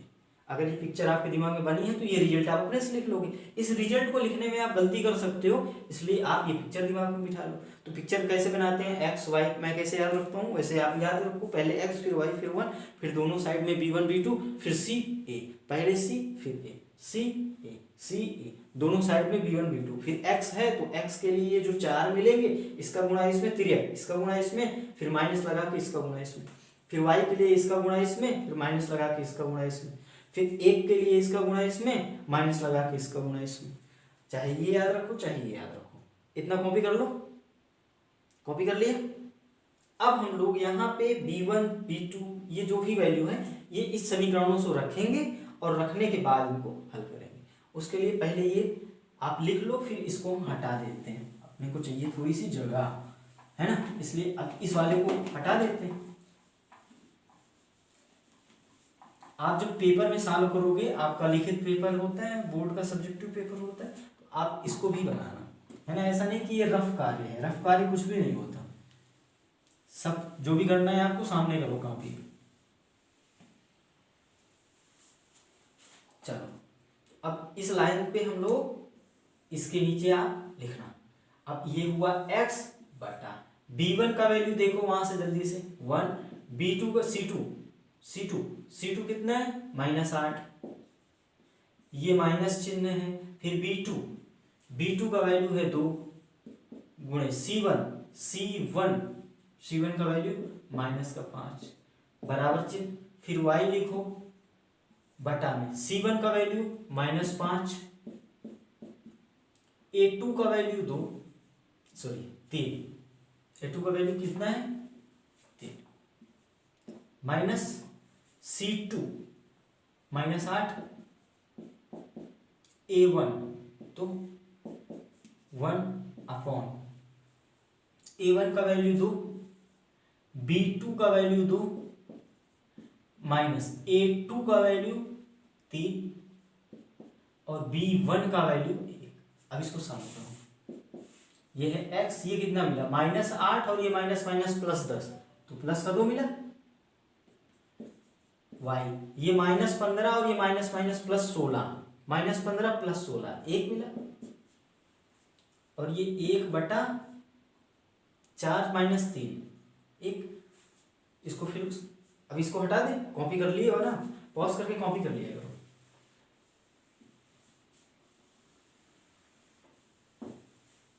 अब इसी को सॉल्व को करना है बस हमको। तो यहां से क्या मिला अपने को, x/2, ये y/1 मतलब y और बराबर 1। तो एक बार इसको इसके बराबर ले लो, फिर एक बार इसको इसके बराबर ले लो। तो जब इसको इसके बराबर लोगे मतलब x बटा 2 बराबर 1 लोगे तो x का वैल्यू 2 मिला। और फिर क्या करेंगे, y बराबर 1 ले लो तो x का वैल्यू मिला 2, y का वैल्यू मिला 1। यही है इस समीकरण का हल। किस विधि से? वज्र गुणन विधि से। तो वज्र गुणन के लिए आपको ऐसे लिखना है, ध्यान रखना, कॉपी कर लो।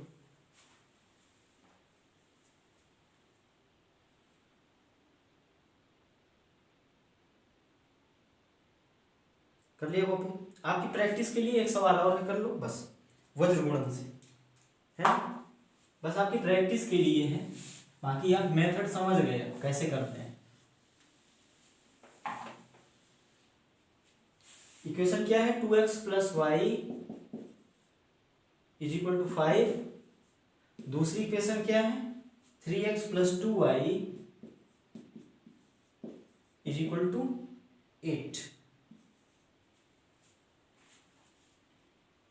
करो कॉपी।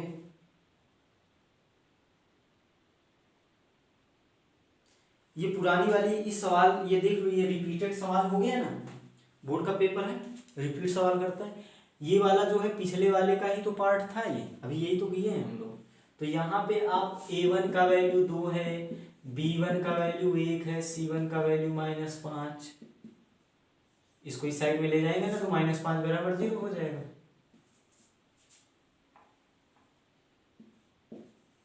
अभी ये प्रीवियस ईयर क्वेश्चन करने का मतलब आपको समझ में आ गया? क्वेश्चन कितना रिपीट करता है? मैंने तो बहुत सारे क्वेश्चन, सेलेक्टेड क्वेश्चन यहाँ पे लिए हैं ना, बहुत सारे क्वेश्चन रिपीट करता है, आप भी जानते हो। तो यहाँ से a2 का वैल्यू 3 है, b2 का वैल्यू 2 है और c2 का वैल्यू है -8। क्योंकि ये -8 बराबर 0 करोगे आप, तो अब यही सवाल है, कर लेना आप, आंसर आपके सामने ही है।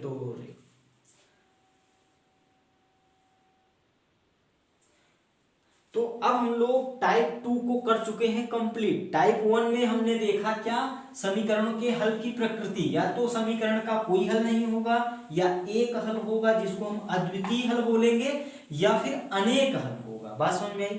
टाइप 2 में हमने क्या देखा? समीकरणों को हल करना, या तो रेखाओं के प्रतिच्छेद बिंदु बोले तो हम समीकरण को हल करके x का वैल्यू निकालेंगे, या तो हम समीकरण को प्रतिस्थापन विधि से देखेंगे, विलोपन विधि से हल करेंगे, या फिर वज्र गुणन विधि से हल करेंगे।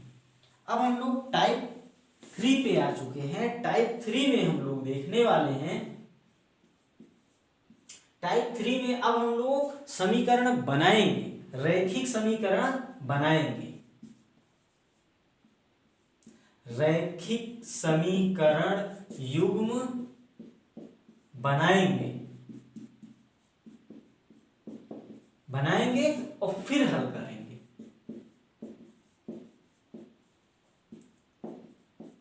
अब कैसे बनाएंगे? समस्या जो होगी, जो सवाल होगा, उस सवाल के आधार पे हम रैखिक समीकरण युग्म बनाएंगे और फिर उन समीकरणों को हल करेंगे। हल करने की 3 विधियां हैं, किसी भी विधि का आप उपयोग कर लेना। सवाल में अगर स्पेशली बोल ही दे कि इसी विधि से करो तब अच्छी बात है, उस विधि को अपनाना पड़ेगा आपको, नहीं तो फिर कोई सी विधि जो आपको सरल लगे, प्रतिस्थापन, विलोपन, वज्र गुणन। वज्र गुणन तो आप बहुत कम उपयोग करोगे, पता है हमको भी, है ना। विलोपन का उपयोग ज्यादा करते हैं, प्रतिस्थापन का। तो सवाल पढ़े, इस टाइप के सवाल में हम लोग क्या करने वाले हैं? सवाल के आधार पे हम लोग रैखिक समीकरण युग्म बनाएंगे और उनको फिर हल करेंगे। तो सवाल आपके सामने दिखा, कह रहा है दो संख्याओं का अंतर 26 है, एक संख्या दूसरी से 3 गुनी है। अब यहाँ कह रहा है कोई दो संख्या है और उनका अंतर है 26। तो हम सबसे पहले मानेंगे, माना संख्याएं x व y हैं।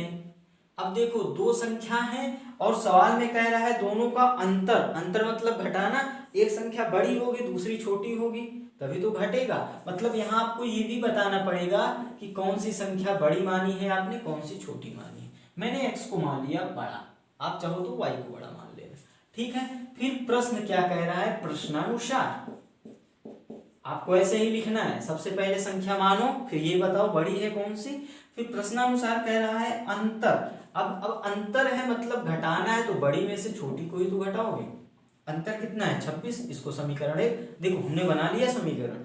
हमारा लक्ष्य क्या है, रैखिक समीकरण बनाना। तो एक समीकरण बना लिया, कह रहा है दोनों का अंतर 26 है, बना लिया ना, पहला माइनस दूसरा बराबर 26, एक समीकरण मिला। अब दूसरी प्रश्नानुसार हम दूसरी समीकरण बनाएंगे। दूसरा प्रश्नानुसार क्या बोल रहा है, कह रहा है एक संख्या जो है दूसरी संख्या की 3 गुनी है, 3 गुनी है। अब हमको ये बताओ, अगर हम एक तरफ ले लें 10, एक तरफ ले लें 30, अब हमको यहाँ पे दिख रहा है कि ये जो 10 में 3 का जब गुणा करेंगे तभी ये 30 के बराबर होगा। मतलब हमेशा गुणा कौन सी संख्या में करेंगे, छोटी वाली संख्या में करेंगे। तो ये जो संख्या है, कह रहा है एक संख्या दूसरी की 3 गुनी है, एक संख्या दूसरी की 3 गुनी है। तो अब यहाँ पे हमको ये पता नहीं चल पा रहा है कि किस में गुणा करें, कौन सी छोटी है कौन सी बड़ी है, या तो माना है हमने, लेकिन गुणा किस में करें। तो इसके लिए आपको ये उदाहरण से तो समझ में आ रहा होगा। अगर यहाँ से समझ में नहीं आ रहा है तो यहाँ तो समझ में आ रहा है ना, कौन सी छोटी है कौन सी बड़ी है। तो यहाँ आप छोटी संख्या में क्या करोगे, गुणा। छोटी संख्या में जब गुणा करोगे आप, तो छोटी संख्या यहाँ पे क्या है, y, और बड़ी संख्या के बराबर हो जाएगा। तो यहाँ पे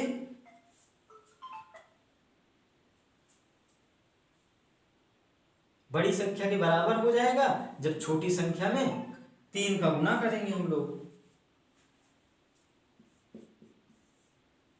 अब देखो, 2 समीकरण बना लिए हमने, इन दोनों समीकरणों को हल करके x और y का वैल्यू निकाल लो।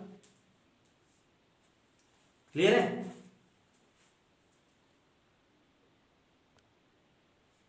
बात समझ में आई आपको? 2 समीकरण आप बना लिए।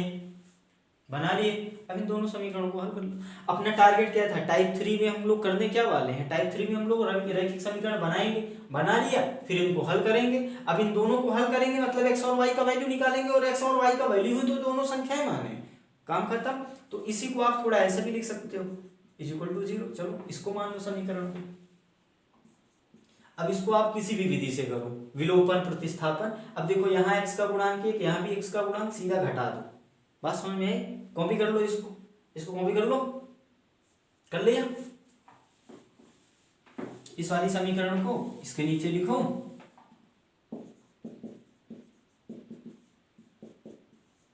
घटा दो, घटाने पे चिन्ह बदलेगा,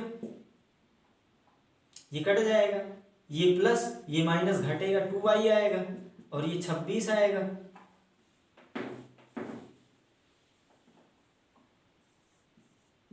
y का वैल्यू कितना मिला, 13।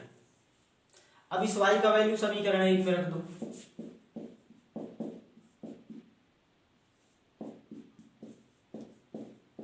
समीकरण 1 में रखोगे तो x माइनस वाई का वैल्यू 13 रखा तो 26 मिला, तो x का वैल्यू 39 मिला। अभी ऐसी कुछ समीकरण पीछे हम किए थे क्या हम लोग, यही अपना क्या है आंसर। देख लो बड़ी वाली संख्या कितना है 39। अगर आप क्रॉस चेक कर लो सवाल में, हो सकता है आपने कैलकुलेशन मिस्टेक कर दी हो, तो क्रॉस चेक करो, 13 तिया 39, 3 गुना है, और बड़ी में से छोटी को घटाओ तो कितना मिलेगा, 26 मिल रहा है। दोनों कंडीशन को सेटिस्फाई कर रहा है, ये अपना सवाल सही है। कर लो कॉपी। अगला सवाल बढ़े, कह रहा है दो समपूरक कोणों में बड़ा कोण छोटे कोण से 36 अधिक है। समपूरक कोण बड़ा कोण छोटे वाले से 36 अधिक है। चलो अब दोनों कोण को मानो, आप रैखिक समीकरण बनाओ, उनको हल करो, x और y का वैल्यू निकालो, वही आपके कोण हो जाएंगे। इतनी बात समझ में आई?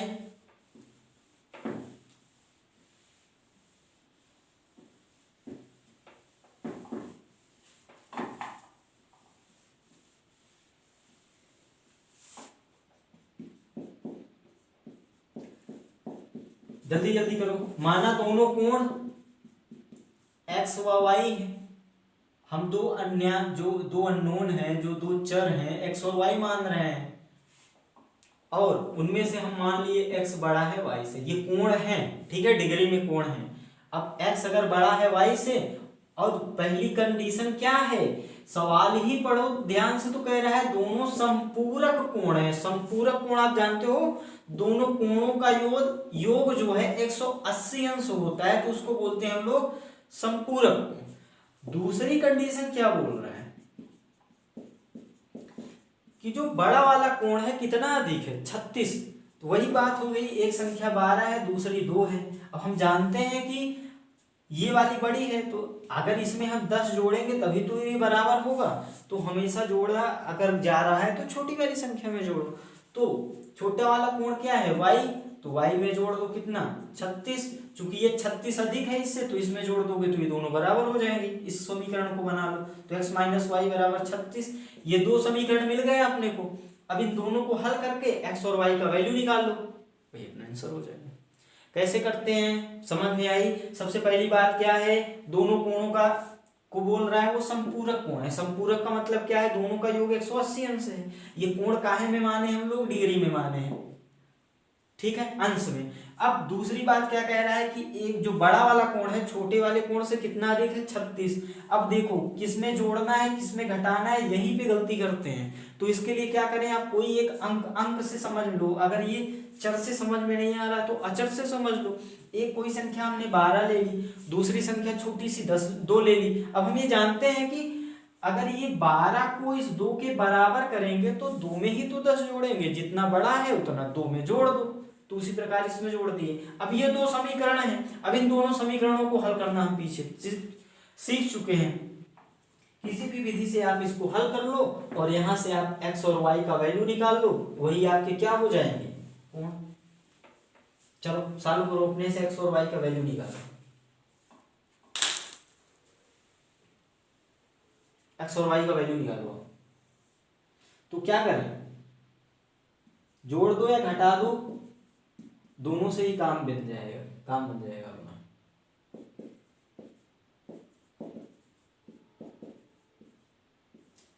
जोड़ देते हैं, जोड़ोगे तो ये कैंसिल होगा, ये हो जाएगा 2x और इधर जुड़ जाएगा तो 6 8 3 11 216।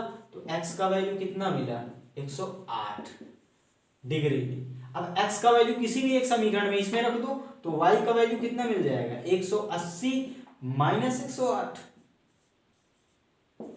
तो y का वैल्यू कितना मिल जाएगा, ये 2 हो गया, ये 7 हो गया, 72 डिग्री।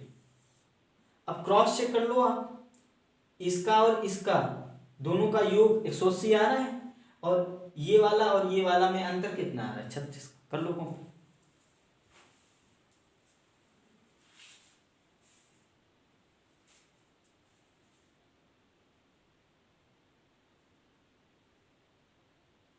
अगला सवाल पढ़ो। कह रहा है 2 अंकों की संख्या है, अंकों का योगफल 12 है, अंकों का स्थान बदलने पे प्राप्त संख्या कितनी होगी। जो नई संख्या है पहले वाले से 18 अधिक हो गई। आ जाए। अब देखो यहाँ पे जो संख्या वाले सवाल हैं इसके लिए क्या करते हैं, कोई एक संख्या पे बात कर लो। अगर चलो हम लोग 18 पर ही बात कर लेते हैं। यहाँ दो जो संख्याएं हैं 12 18 पे बात कर लो। 18 को आप बचपन में ऐसे पढ़े हो, क्या कर दिया, 18 ही ले लो, उसमें क्या।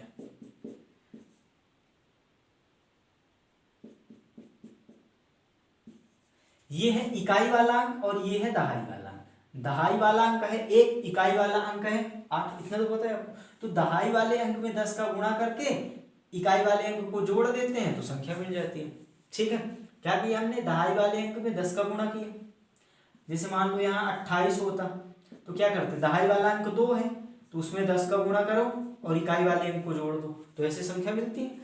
मान लो अगर 36 है तो क्या करोगे आप, दहाई वाले अंक में 10 का गुणा करो और फिर इकाई वाले अंक को जोड़ दो, ऐसे संख्या बनती है। अब यहाँ जो संख्या है वही तो निकालना है अपने को समीकरण बनाना है संख्या के रूप में। तो यहाँ पे हम क्या करें, संख्या के अंकों को मान ले और फिर संख्या बना ले। तो हम अंकों को मान लेते हैं, माना इकाई का अंक, दहाई का अंक मानो और संख्या बनाओ। तो सबसे पहले आप लिखोगे माना संख्या के इकाई का अंक, इकाई का अंक x मान लिया, तथा दहाई का अंक मानो आप y। तो संख्या क्या बनेगी, दहाई वाले में 10 का गुणा करते हैं तो ये 10y और इकाई वाले को जोड़ देते हैं। इतनी बात समझ में आई। संख्या कैसे बनती है, दहाई वाले में 10 का गुणा करके इकाई वाले अंक को जोड़ दो। मैंने आपको उदाहरण से समझा भी दिया। इतनी बात समझ में आई। अब सवाल क्या कह रहा है कि अंकों का योगफल है 12।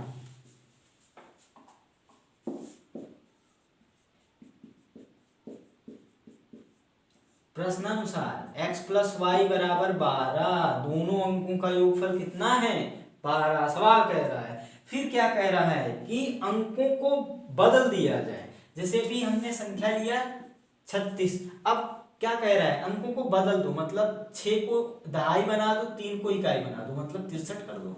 तो अगर हम 36 को क्या लिख रहे थे, दहाई वाले में 10 का गुणा और फिर इकाई जोड़ रहे थे, तो यहाँ संख्या चाहे जो भी हो उसमें गुणा करेंगे 10 का दहाई वाले अंक में और फिर इकाई वाले को जोड़ेंगे। तो अब अगर हम संख्या में अंकों को ही बदल दे रहे हैं, अंकों को बदल दे रहे हैं, तो अब हो क्या रहा है, इकाई वाला अंक दहाई का बन रहा है, दहाई वाला अंक इकाई का बन रहा है।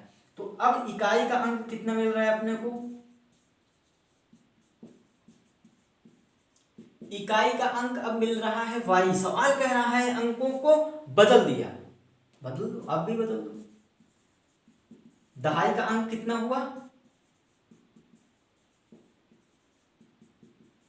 तो इसलिए जो नई संख्या मिलेगी वो क्या होगी,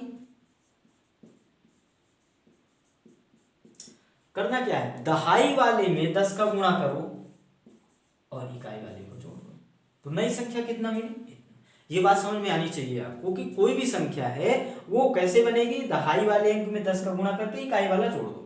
ठीक है, पहले कह रहा था ये अंकों का योगफल 12 है, लिख दिया हमने, योग मतलब जोड़। अब कह रहा है कि इकाई और दहाई के अंकों को परस्पर बदल दिया हमने। तो जब बदलेंगे तो नई संख्या मिलेगी, पहले 36 थी अब 63 मिल गई, उदाहरण के लिए पहले 36 थी अब 63 मिल गई। इतनी बात समझ में आई। अब ये संख्या मिल रही, इतनी बात समझ में आई। और अब क्या कह रहा है कि ये जो नई संख्या है पुरानी वाली संख्या से कितना 18 अधिक है, ये वाली संख्या जो है पुरानी वाली संख्या इस वाली संख्या से 18 अधिक है, तो समीकरण बना लो। किसमें जोड़ोगे, हमेशा छोटी वाली संख्या में जोड़ा जाता है। तो प्रश्नानुसार फिर क्या कह रहा है, पुरानी वाली संख्या ये हो गया 10y प्लस x, और नई वाली संख्या जो है पहले लिखो फिर अभी देखते हैं किसमें जोड़ना है किसमें घटाना है। मैं बोर्ड के बाहर तो नहीं जा रहा हूं, मैं भी थोड़ा देख लूं, नहीं अभी जगह है अपने पास।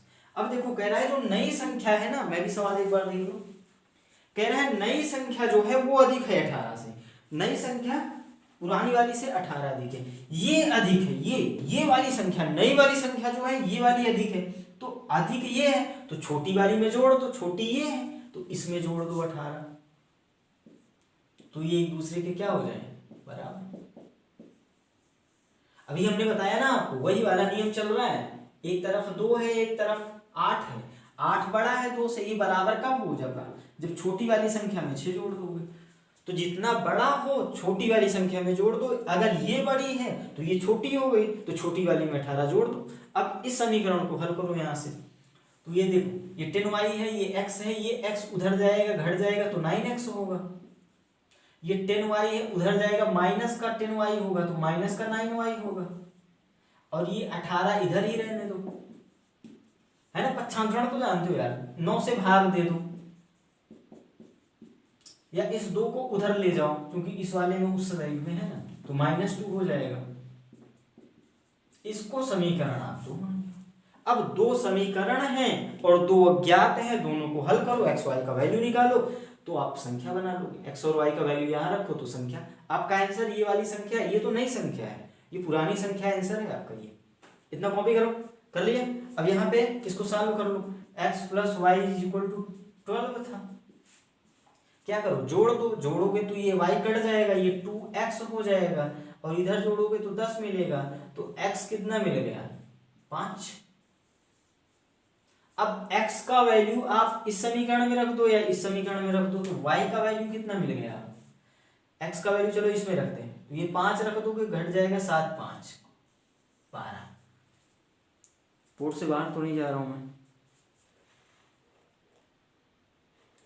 ठीक है। तो y का वैल्यू कितना मिल गया 7, x का वैल्यू कितना मिल गया 5, तो संख्या यहां पे रख दो, तो संख्या कितना मिल जाएगी 10 सत्ते 70 5 75। संख्या क्या मिल गई 75। कर लो कॉपी। मिस्टेक की क्या एक्स का वैल्यू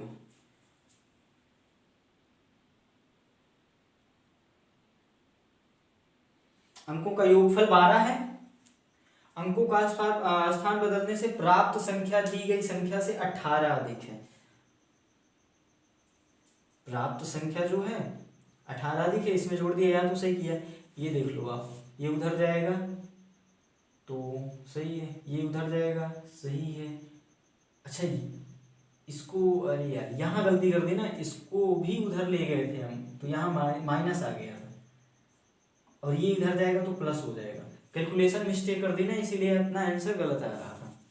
आप ध्यान रखना कैलकुलेशन मिस्टेक नहीं होनी चाहिए। तो ये 12 तो कितना हो गया 14। तो x का वैल्यू कितना मिल गया 7। अब x का वैल्यू यहाँ 7 रखोगे, यहाँ पे 7 रखोगे तो -7, सॉरी x का वैल्यू 7 रखोगे, ये घट जाएगा तो आएगा 5। कैलकुलेशन मिस्टेक हो गई थी, है ना। तो अपना आंसर क्या हो जाएगा, अब ये संख्या कौन सी बनेगी 10 × 5 धन 7 मतलब 57। कर लो कॉपी। अगला सवाल पढ़ लो फिर, हटा दें इसको। तो कुछ भी नहीं था इसमें, क्या करना था, अंकों को माना हमने, फिर संख्या बनाया हमने, बस सॉल्व कर लिया। जो सवाल कहेगा उसके आधार पे हम लोग समीकरण बनाएंगे, उनको हल करेंगे, वैल्यू निकालेंगे, x और y का वैल्यू निकालेंगे। अब कह रहा है एक भिन्न 1/3 हो जाती है जब उसके अंश से 1 घटाया जाता है। आप जानते हो भिन्न में अंश और हर होता है, तो कह रहे हैं कि जब अंश से घटाओगे ना तो 1/3 हो जाएगी भिन्न, और जब हर में जोड़ोगे 8 तो 1/4 हो जाएगी। चलो भिन्न मानो आप,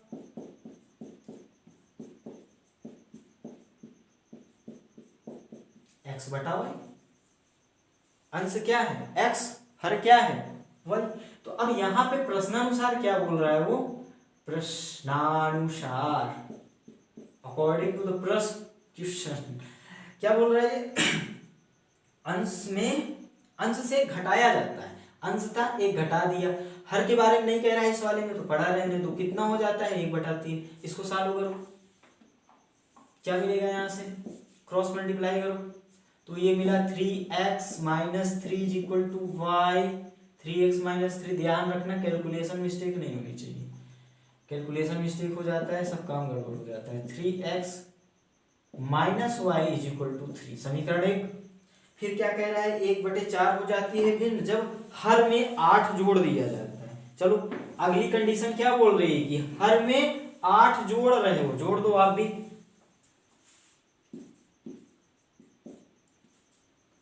अंश के लिए इस बार कुछ नहीं कह रहा है, अंश को बढ़ा रहने दो। हर में जोड़ो 8 तो कितना हो जाता है 1/4, क्रॉस मल्टीप्लाई करो, ये 4x हुआ और ये हुआ y + 8।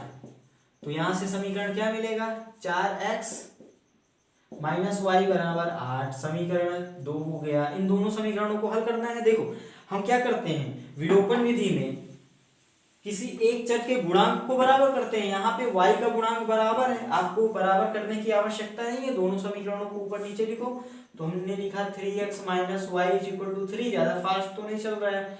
दूसरी समीकरण 4x - y = 8, कैलकुलेशन मिस्टेक नहीं होनी चाहिए।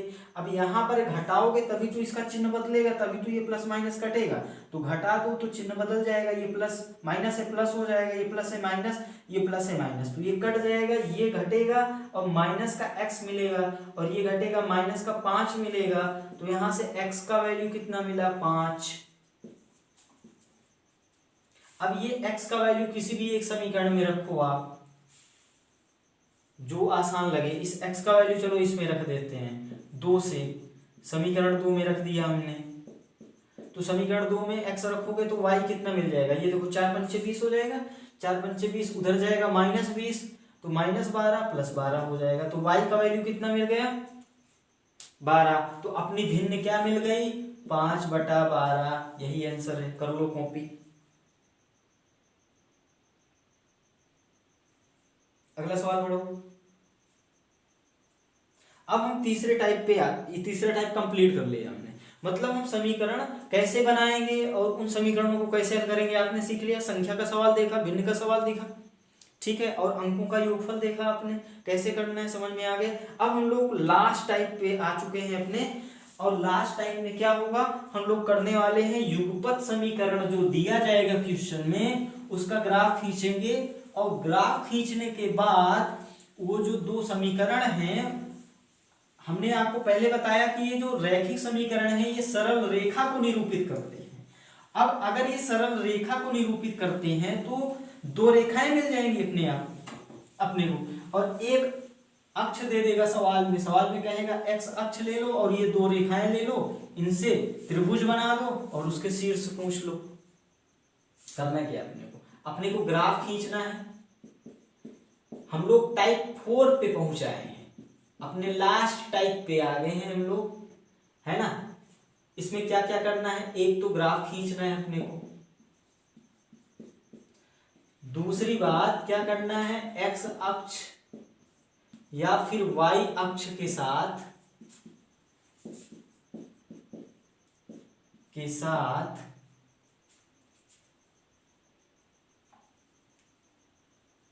दोनों रैखिक समीकरण, दोनों जो युगपत समीकरण है दोनों तो सरल रेखाएं हैं, दोनों रेखाओं बोलो या फिर रैखिक समीकरण बोलो, एक्स अक्ष या फिर वाई अक्ष के साथ दोनों रेखाओं द्वारा बने त्रिभुज के शीर्ष निकालना है। क्या निकालना है अपने को, त्रिभुज के शीर्ष निकालना है।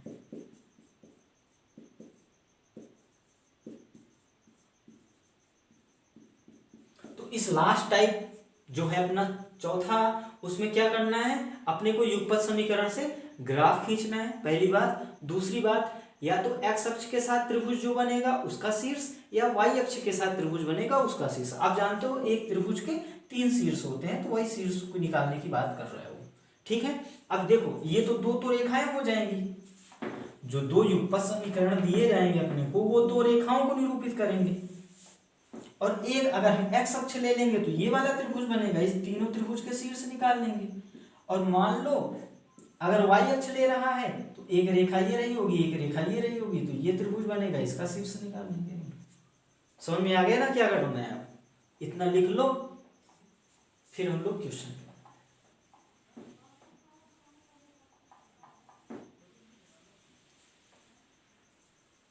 हम लोग अपने लास्ट टाइप पे आ चुके हैं, चौथे टाइप पे। क्वेश्चन पढ़ो। क्वेश्चन क्या कह रहा है, दो समीकरण दी गई आपको, 2x - y = 1, और दूसरी समीकरण क्या है, x + 2y = 30। और ग्राफ खींच देंगे इन रेखाओं द्वारा y अक्ष से बना क्षेत्रफल निकालना, y अक्ष से बने त्रिभुज के शीर्ष निकालना है।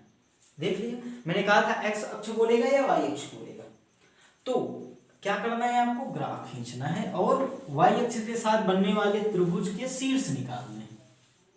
क्वेश्चन समझ में आ गया। अब देखो हमको करना क्या क्या है इस टाइप के सवाल के लिए, वो लिखो। सबसे पहले हमको निकालना पड़ेगा 3 प्रतिच्छेद बिंदु निकालेंगे हम लोग।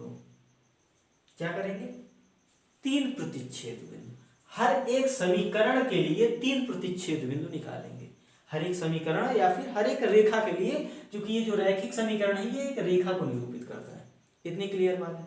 तो अब देखो यहाँ पे हमने क्या कहा कि हर एक समीकरण के लिए 3 प्रतिच्छेद बिंदु निकालेंगे, इसके लिए भी 3 बिंदु निकालेंगे, इसके लिए 3 बिंदु निकालेंगे। बात समझ में, कैसे निकालेंगे, पहला जो बिंदु होगा दोनों रेखाओं का प्रतिच्छेद बिंदु होगा।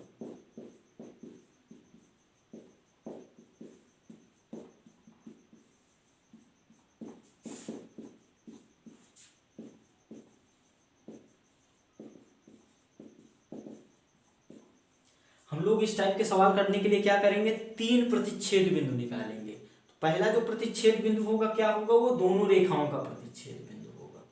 जो दूसरा बिंदु होगा, एक रेखा की हम बात कर रहे हैं, इस रेखा के लिए भी 3 बिंदु, इस रेखा के लिए भी 3 बिंदु निकालेंगे। तो इस रेखा के लिए एक बिंदु हो गया इन दोनों का प्रतिच्छेद बिंदु। एक बिंदु क्या होगा, एक्स अक्ष के साथ प्रतिच्छेद बिंदु, एक्स अक्ष के साथ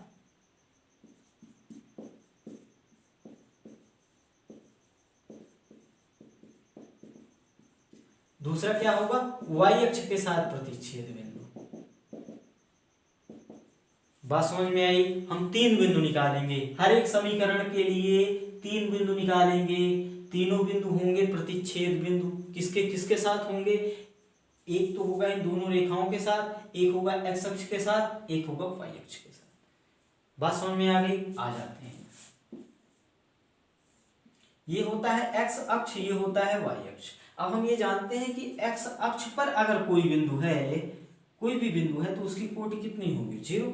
ये वाली दूरी कितनी भी हो सकती है, ठीक है, लेकिन उसकी कोटि तो 0 होगी, इतना पता है आपको। तो एक्स अक्ष पे अगर कभी भी आपको कोई बिंदु मानना हो तो आप a,0 मान लो, या इसको x,0 मान लो, या b,0 मान लो। आप ये भुज कुछ भी मान लो, कोटि तो हमेशा 0 होगी। इतनी बात समझ में। इसी प्रकार y अक्ष का जो भुज है वो 0 होगा। मतलब y अक्ष पे अगर आपको बिंदु मानना होगा तो आप सदैव क्या मानोगे, उसका भुज मानोगे आप 0, कोटि आप कुछ भी मान लो, ठीक है, भुज तो होगा 0 y अक्ष पे। इतनी बात समझ में आ गई आपको। अब सुनो, जो दो रेखाओं का प्रतिच्छेद बिंदु होता है वो दोनों पे स्थित होता है। हमने सबसे पहले शुरुआत में बात की थी, अगर ये जो प्रतिच्छेद बिंदु है इन दो रेखाओं का, तो ये वाला जो बिंदु है ये पहली वाली रेखा पर भी होगा और दूसरी वाली रेखा पर भी होगा। उसी प्रकार यहाँ थोड़ा समझो, अगर मान लो कोई रेखा है जो एक्स अक्ष को इस बिंदु पे काट रही है, तो ये वाला जो बिंदु है a,0 वो इस रेखा पर भी होगा और एक्स अक्ष पर भी होगा। इतनी बात समझ में आई। इसी प्रकार अगर y अक्ष को कोई बिंदु, y अक्ष पे किसी रेखा को ये बिंदु अगर काट रहा है तो ये बिंदु y अक्ष पर भी होगा और इस रेखा पर भी होगा। इतनी बात समझ में आ गई है, क्लियर। ये हो गई पहली बात। दूसरी बात सुनो, अगर कोई समीकरण है, कोई समीकरण यही वाला ले लो, अगर समीकरण है 2x - y = a और इस समीकरण पर कोई बिंदु है a,0, कोई बिंदु है इस समीकरण पर, ये चूंकि समीकरण एक रेखा का है तो ये बिंदु इस रेखा पर है, और अगर ये बिंदु इस रेखा पर है तो ये बिंदु इस रेखा को सेटिस्फाई करेगा, संतुष्ट करेगा। आप पीछे बढ़े, ये जो बिंदु होगा इस रेखा को संतुष्ट करेगा, इस समीकरण को संतुष्ट करेगा। संतुष्ट करने का मतलब क्या होता है कि इस बिंदु में, इस बिंदु को आप इस समीकरण में रखोगे तो LHS = RHS होगा। बात समझ में आई। तो अगर हम इस बिंदु की बात करें, स्पेशली a,0 की बात करें, तो यहाँ x, इस समीकरण में x की जगह a रख देंगे, y की जगह 0 रख देंगे। बात समझ में आई। क्यों रखेंगे, क्योंकि ये बिंदु इस रेखा पर स्थित है, इसलिए ये बिंदु इस रेखा को संतुष्ट करेगा। तो अब थोड़ा सोचो, क्योंकि x अक्ष पे हमने ये बिंदु मान लिया है, और x अक्ष और इस रेखा का ये जो प्रतिच्छेद बिंदु है, कोई भी रेखा हो, x अक्ष और उसका प्रतिच्छेद बिंदु, मतलब ये वाला बिंदु उस रेखा पर भी है, इस x अक्ष पर भी है, तो उस रेखा को संतुष्ट करेगा। तो वहां से आप अगर y का वैल्यू 0 रखोगे तो x का वैल्यू मिलेगा, और इसी प्रकार इस रेखा में अगर x का वैल्यू 0 रखोगे तो y का वैल्यू मिलेगा। ठीक है, अब देखो हम सॉल्व करके दिखाते हैं। इतना कॉपी कर लो जो लिखना चाहो आप इसमें से। इतनी बातें समझ में आ गई आपको। तो हमको करना क्या है, हमने क्या कहा आपको, 3 बिंदु निकालने हैं। एक तो दोनों का प्रतिच्छेद बिंदु निकालना है, फिर एक रेखा का x अक्ष के साथ और दूसरी रेखा का y अक्ष के साथ निकालेंगे। तो अब हम ये जान चुके हैं कि x अक्ष पे y क्या होगा, 0, x अक्ष पे y 0 होगा, और चूंकि उस रेखा का प्रतिच्छेद बिंदु है तो वो रेखा पर भी होगा। तो हम करेंगे क्या, ये पहले कॉपी कर लिया आपने। अब हम सबसे पहले दोनों रेखाओं का प्रतिच्छेद बिंदु निकाल लेते हैं, फिर उसके बाद x अक्ष के साथ प्रतिच्छेद बिंदु निकालेंगे और y अक्ष के साथ प्रतिच्छेद बिंदु निकालेंगे। इतनी बात समझ में आई आपको। इसको समीकरण 1 मान लो, इसको समीकरण 2 मान लो। अब आपको देखो इस समीकरण को हल करना है, इनके गुणांक तो बराबर है नहीं, तो गुणांक बराबर करने पड़ेंगे। तो तो इस वाले समीकरण में आप क्या करो, 2 का गुणा कर दो, 2 का गुणा करोगे तो ये बराबर हो जाएगा, तो ये हो जाएगा 2 2 जा 4x 2y is equal to 2। ये समीकरण 3 मिल गया। अब क्या करो आप, ये प्लस है ये माइनस है, जोड़ दो तो ये 5x हो गया, ये कट गया, ये जोड़ोगे 13 2 15, तो x का वैल्यू 3 हो गया। अब x का वैल्यू किसी भी एक समीकरण में रख दो, चलो समीकरण 2 में रख दो, तो समीकरण 2 में रखोगे तो x का वैल्यू आपने कितना रखा 3, तो यहाँ 3 वो घट गया जाकर उधर 10 और 2 चला गया भाग 5। y का वैल्यू कितना मिला आपको 5, x का वैल्यू मिला कितना 3। और हमने क्या कहा, इन दोनों समीकरणों का जो हल होगा, मतलब जो x और y का जो वैल्यू होगा वही होगा इन दोनों रेखाओं का प्रतिच्छेद बिंदु। 3, 5 एक बिंदु हमने a निकाल लिया, ये a बिंदु क्या है, इन दोनों रेखाओं का प्रतिच्छेद बिंदु। इतनी बात समझ में आई। अब हम लोग दूसरा बिंदु निकालेंगे इस वाली रेखा के लिए, पहली वाली रेखा के लिए। तो पहली वाली रेखा के लिए हम x अक्ष के साथ प्रतिच्छेद बिंदु निकालेंगे और y अक्ष के साथ प्रतिच्छेद बिंदु निकालेंगे। ग्राफ से समझते हैं। हमने क्या कहा, इस रेखा पे और x अक्ष के साथ जो प्रतिच्छेद बिंदु होगा वो x अक्ष पर होगा, और x अक्ष पर क्या होता है y0, तो इसमें y0 रखो, तो y0 रखोगे तो x का वैल्यू कितना मिलेगा, x का वैल्यू कितना मिलेगा 1/2, 1/2 पॉजिटिव होता है, मतलब धनात्मक x पे मिलेगा। तो इस रेखा का x अक्ष के साथ प्रतिच्छेद बिंदु कितना मिला 1/2, 0। कैसे पता, क्योंकि x अक्ष पे y0 होता है 0, यहाँ पे 0 रख दिया y का वैल्यू, तो x का वैल्यू कितना मिल गया 1/2। बस समझ में आई। हमने क्या कहा था आपको कि x अक्ष पे बिंदु मान लो a,0, a,0 इस रेखा पर भी होगा, क्योंकि इस रेखा अगर मान लो ये रेखा कहीं ऐसे जा रही है तो ये वाला बिंदु इस रेखा पे है, तो इस रेखा को संतुष्ट करेगा, मतलब इस पे x की जगह a रखो, y की जगह 0 रखो, तो a का वैल्यू मिलेगा 1/2, मतलब ये बिंदु मिल गया a/2, 0। इतनी बात समझ में आई। अब इसी प्रकार y अक्ष पर इस रेखा का प्रतिच्छेद बिंदु निकालना है, तो इस रेखा का y अक्ष के साथ प्रतिच्छेद बिंदु निकालने के लिए अब हम ये जानते हैं कि y अक्ष के लिए x0 होता है, तो यहाँ पे x0 रख दो, तो x0 रखोगे तो y का वैल्यू -1 मिलेगा, y का वैल्यू -1 ये नीचे होगा 0, -1, x का वैल्यू 0 रखा तो y का वैल्यू कितना मिला -1। हमने क्या कहा था आपको 0, b रखो, तो आप 0, b रखोगे, मतलब x का वैल्यू 0 रखोगे, b का वैल्यू y का वैल्यू b रखोगे, तो यहाँ से b का वैल्यू आ जाएगा -1, x का वैल्यू 0 रखा ही है, तो ये बिंदु मिलेगा। अब इन दोनों बिंदुओं को आप मिलाते हुए एक रेखा खींचोगे तो ये जो ग्राफ होगा ये होगा 2x - y = 1। बात समझ में आई। हम ग्राफ कैसे बनाते हैं, किसी भी रेखा में हम ये जानते हैं कि अनंत बिंदु स्थित होते हैं, किसी रेखा में कितने बिंदु होते हैं अनंत स्थित होते हैं, लेकिन अगर कम से कम 2 बिंदु हमको पता चल जाएंगे तो उन दोनों बिंदुओं को हम मिलाकर एक रेखा खींच सकते हैं। तो हमको हमारा टारगेट क्या है, इस रेखा पर 2 बिंदु ज्ञात करना है, तभी तो इसका ग्राफ बनेगा।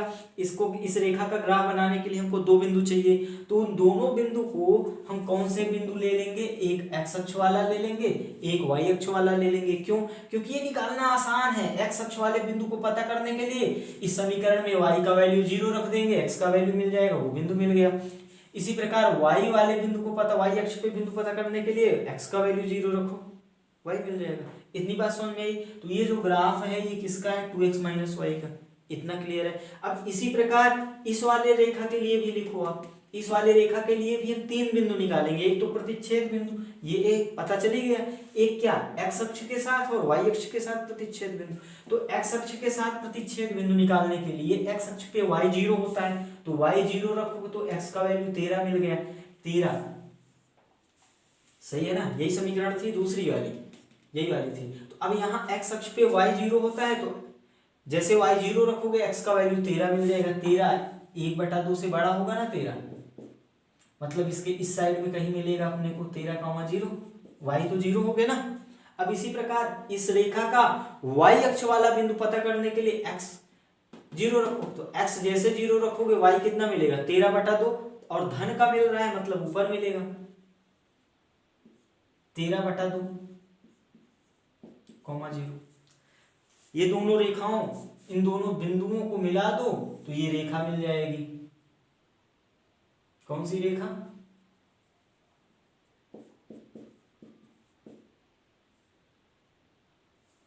ये वाली x - 2y + 13। ये वाली कौन सी रेखा है? x + 2y = 13। ग्राफ बना लिया हमने। अब सवाल क्या कह रहा है? इन दोनों रेखाओं से और y अक्ष से, ये देखो पूरा y अक्ष है और ये दोनों रेखाएं, इनका जो त्रिभुज ये बन रहा है ना त्रिभुज, ये वाला कौन सा बिंदु है? ये बिंदु क्या है? इन दोनों का प्रतिच्छेद बिंदु। ये देख लो, इन दोनों रेखाओं का प्रतिच्छेद बिंदु यही तो है a अपना, जो हम निकाले थे 3/5। ये देखो, ये 1/2 है तो 1/2 से आगे ही तो मिलेगा 3। बात समझ में आ गई आपको? तो अब कौन सा त्रिभुज बन रहा है? ये त्रिभुज बन रहा है, इसको डैश डैश से दिखा दें हम। और इसके शीर्ष, अब एक त्रिभुज के 3 शीर्ष मिल गए आपको। एक ये वाला मतलब ये 13/2, 0। दूसरा ये वाला 0, -1। तीसरा क्या है 3,5। तो अपना आंसर क्या है? एक तो ग्राफ बनाना, ग्राफ बना दिया, ये ग्राफ आपको बनाना पड़ेगा। दूसरा आंसर क्या होगा? जो शीर्ष है, एक शीर्ष ये है, एक शीर्ष ये है, एक शीर्ष ये। कर लो कॉपी। तो इसमें करना क्या है आपको? आपको 3 बिंदु ज्ञात करने हैं। हर एक रेखा के लिए 3 बिंदु। एक बिंदु तो दोनों का कॉमन होगा, दोनों का प्रतिच्छेद बिंदु। फिर क्या करेंगे हम लोग? इसका एक समीकरण का, हर एक समीकरण का x अक्ष के साथ प्रतिच्छेद बिंदु निकालेंगे, मतलब x अक्ष पर बिंदु निकालेंगे। y अक्ष के साथ प्रतिच्छेद बिंदु निकालेंगे, मतलब y अक्ष पर बिंदु निकालेंगे। x अक्ष पर बिंदु निकालने के लिए y0 रखेंगे, तो जो x का मान आएगा वो बिंदु हो गया, भुज का मान, कोटि। उसी प्रकार y अक्ष पे बिंदु निकालने के लिए, हमने थोड़ा उल्टा लिख दिया ना, y अक्ष पे x0 होता है, तो x0 रखोगे तो जो y का वैल्यू मिलेगा उस हिसाब से फिर बिंदु मिल जाएगा। इतनी बात समझ में आई? फिर हम देख लेंगे कि त्रिभुज कहाँ बन रहा है। कर लिया कॉपी? कर लो, फिर आगे सब चलते हैं अपने सवाल। तो ध्यान रखना, हम लोग युगपत समीकरण ग्राफ बनाएंगे और उसके बाद ये देखेंगे कि किस अक्ष के साथ त्रिभुज बन रहा है, उस त्रिभुज का शीर्ष लिख देंगे। तो यहाँ पे हमने इंपॉर्टेंट बात आपको क्या बताई कि अपने को 3 बिंदु निकालना पड़ेगा हर एक रेखा के लिए। एक तो उन दोनों रेखाओं का प्रतिच्छेद बिंदु होगा, जो 2 अन्य बिंदु होंगे, एक बिंदु होगा x अक्ष पे, दूसरा होगा y अक्ष पे। तो x अक्ष वाला बिंदु निकालने के लिए क्या करेंगे? y का मान 0 रखो, x का मान निकालो। फिर y अक्ष वाले बिंदु निकालने के लिए x 0 रखो, y निकालो। अगला सवाल पढ़ो, लास्ट सवाल पढ़ो इस चैप्टर का।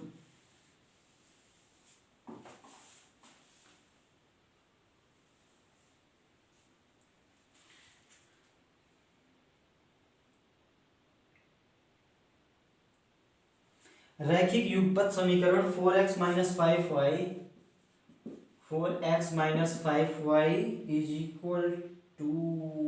प्लस है +16 = 0। ये पहली समीकरण है। दूसरी समीकरण क्या है आपकी? 2x + y = 6। यह है दूसरी समीकरण। इन दोनों समीकरण वही करना है, इस बार x अक्ष से बनने वाले त्रिभुज के शीर्ष निकालना है। तो ये -6 कर दें, इस साइड में ला दें, या छोड़ो इसको उधर ले जाते हैं तो इसको -16 कर देते हैं।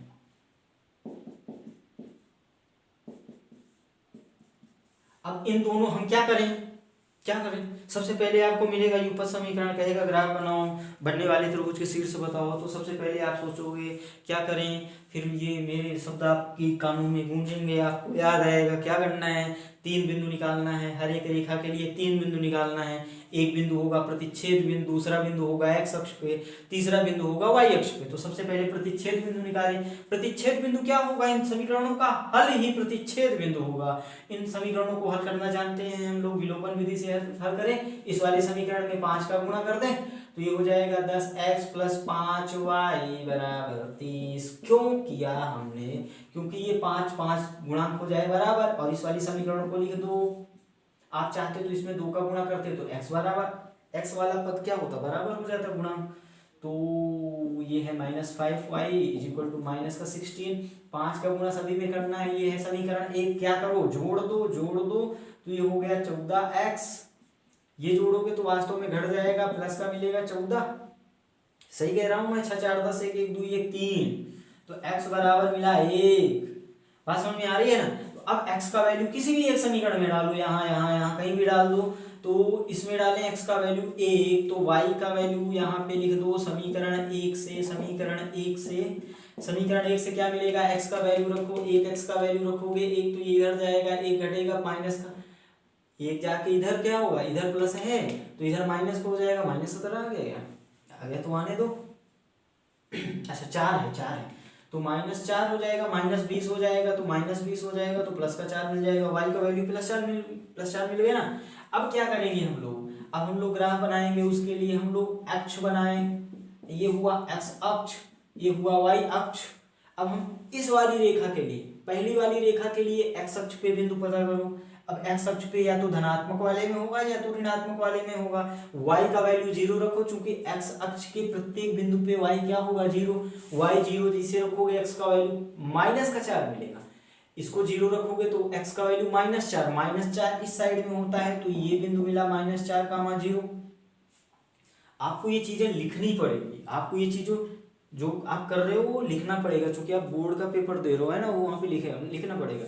तो आप क्या लिखोगे, आप जो मैं बोल रहा हूँ वो लिखोगे। आप लिखोगे इस रेखा का x अक्ष के साथ प्रतिच्छेद बिंदु ज्ञात करने के लिए इस समीकरण में y का वैल्यू 0 रखने पर, फिर 0 रखो, सॉल्व करो, x का वैल्यू ये मिलेगा, नीचे लिखो अतः x अक्ष के साथ इस रेखा का प्रतिच्छेद बिंदु -4, 0 होगा। इसी प्रकार इसी रेखा पे y अक्ष वाला बिंदु ज्ञात करने के लिए, अब y अक्ष पे x होता है 0, प्रत्येक हो सकता है ऊपर मिले या 0 नीचे मिले, लेकिन 0 x तो 0 होगा ही। तो आप लिखोगे इस समीकरण में x का वैल्यू क्या रखने पर 0, जैसे x 0 रखोगे y कितना मिला, ये माइनस से माइनस कट जाएगा, 16/5 मिलेगा, प्लस का 16/5 ऊपर आएगा कहीं, x का वैल्यू 0, 16/5। इतनी बात समझ में आई। अब जैसे ये दो बिंदु मिले, इन दोनों बिंदुओं को मिला के एक रेखा खींच सकते हो आप। बात समझ में आई। ये जो रेखा है ये कौन सी है, 4x - 5y = -16। इतनी बात समझ में आई, ग्राफ बन गया। दूसरी वाली रेखा के लिए एक बिंदु तो आप निकाल चुके हो 1,4। दूसरा बिंदु निकालने के लिए x अक्ष पे बिंदु पता करने के लिए x अक्ष पे होता है y 0। अगर y 0 है तो इसमें y का वैल्यू 0 रखो, y का वैल्यू 0 रखोगे तो x का वैल्यू 3 मिलेगा। 3 इस साइड में होगा, प्लस वाले साइड में होगा। इतनी बात समझ में आई। मैंने सीधा लिख दिया, आपको ये हिंदी में लिखना पड़ेगा। हिंदी का पेपर दे रहे हो हिंदी मीडियम से, तो क्या लिखना पड़ेगा कि इस समीकरण का x अक्ष के साथ प्रतिच्छेद बिंदु निकालने के लिए इस समीकरण में y का मान 0 रखने पर x, फिर सॉल्व करो, x का वैल्यू 3 मिलेगा। अतः ये रेखा x अक्ष को बिंदु 3,0 पे प्रतिच्छेद करेगी। इसी प्रकार इस रेखा का y अक्ष के साथ प्रतिच्छेद बिंदु निकालने के लिए इस समीकरण में x का वैल्यू 0 रखने पर फिर y निकालो तो y मिलेगा 6। y मिलेगा क्या, x का वैल्यू 0 रखा ना तो y का वैल्यू मिला 6। अब ये 5 × 15, 3 से कुछ ज्यादा आएगा और 3 से ज्यादा होता है 6, मतलब इसके ऊपर मिलेगा।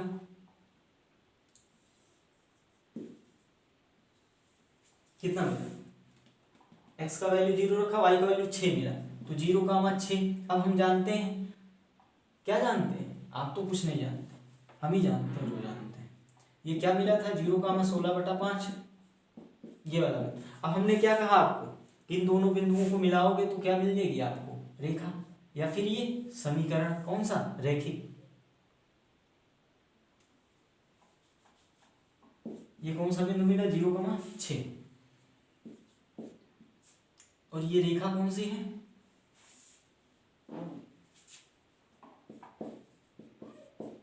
ये रेखा कौन सी है अपनी दूसरी वाली, 2x + y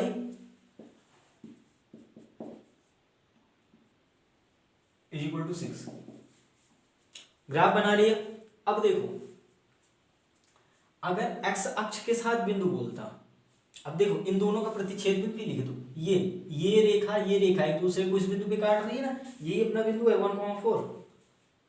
ये वाला बिंदु कौन सा है भैया, 1,4 समझ में आया बात। अब देखो सवाल में कह रहा है एक्स अक्ष के साथ, तो एक्स अक्ष पकड़ो, इस रेखा को पकड़ो और इस रेखा को, दोनों रेखाओं को पकड़ लो जहां भी दिखे। बात समझ में आ रही है आपको?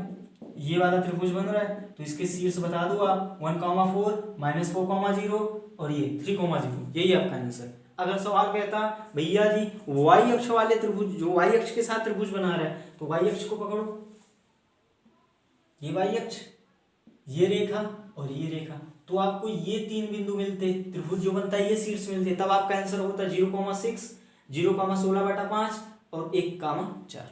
अभी क्योंकि एक्स अक्ष के साथ पूछ रहा है तो आंसर आपका क्या होगा 1,4, ये -40 और ये 30। बस समझ में आ गई। तो जब हम युगपत समीकरण में ग्राफ बनाते हैं तो अपने को 3 बिंदु चाहिए। मैं अंतिम बार बोल रहा हूं, पहला बिंदु दोनों का प्रतिच्छेद बिंदु होगा, दूसरा बिंदु एक्स अक्ष पे होगा, तीसरा बिंदु वाई अक्ष पे होगा।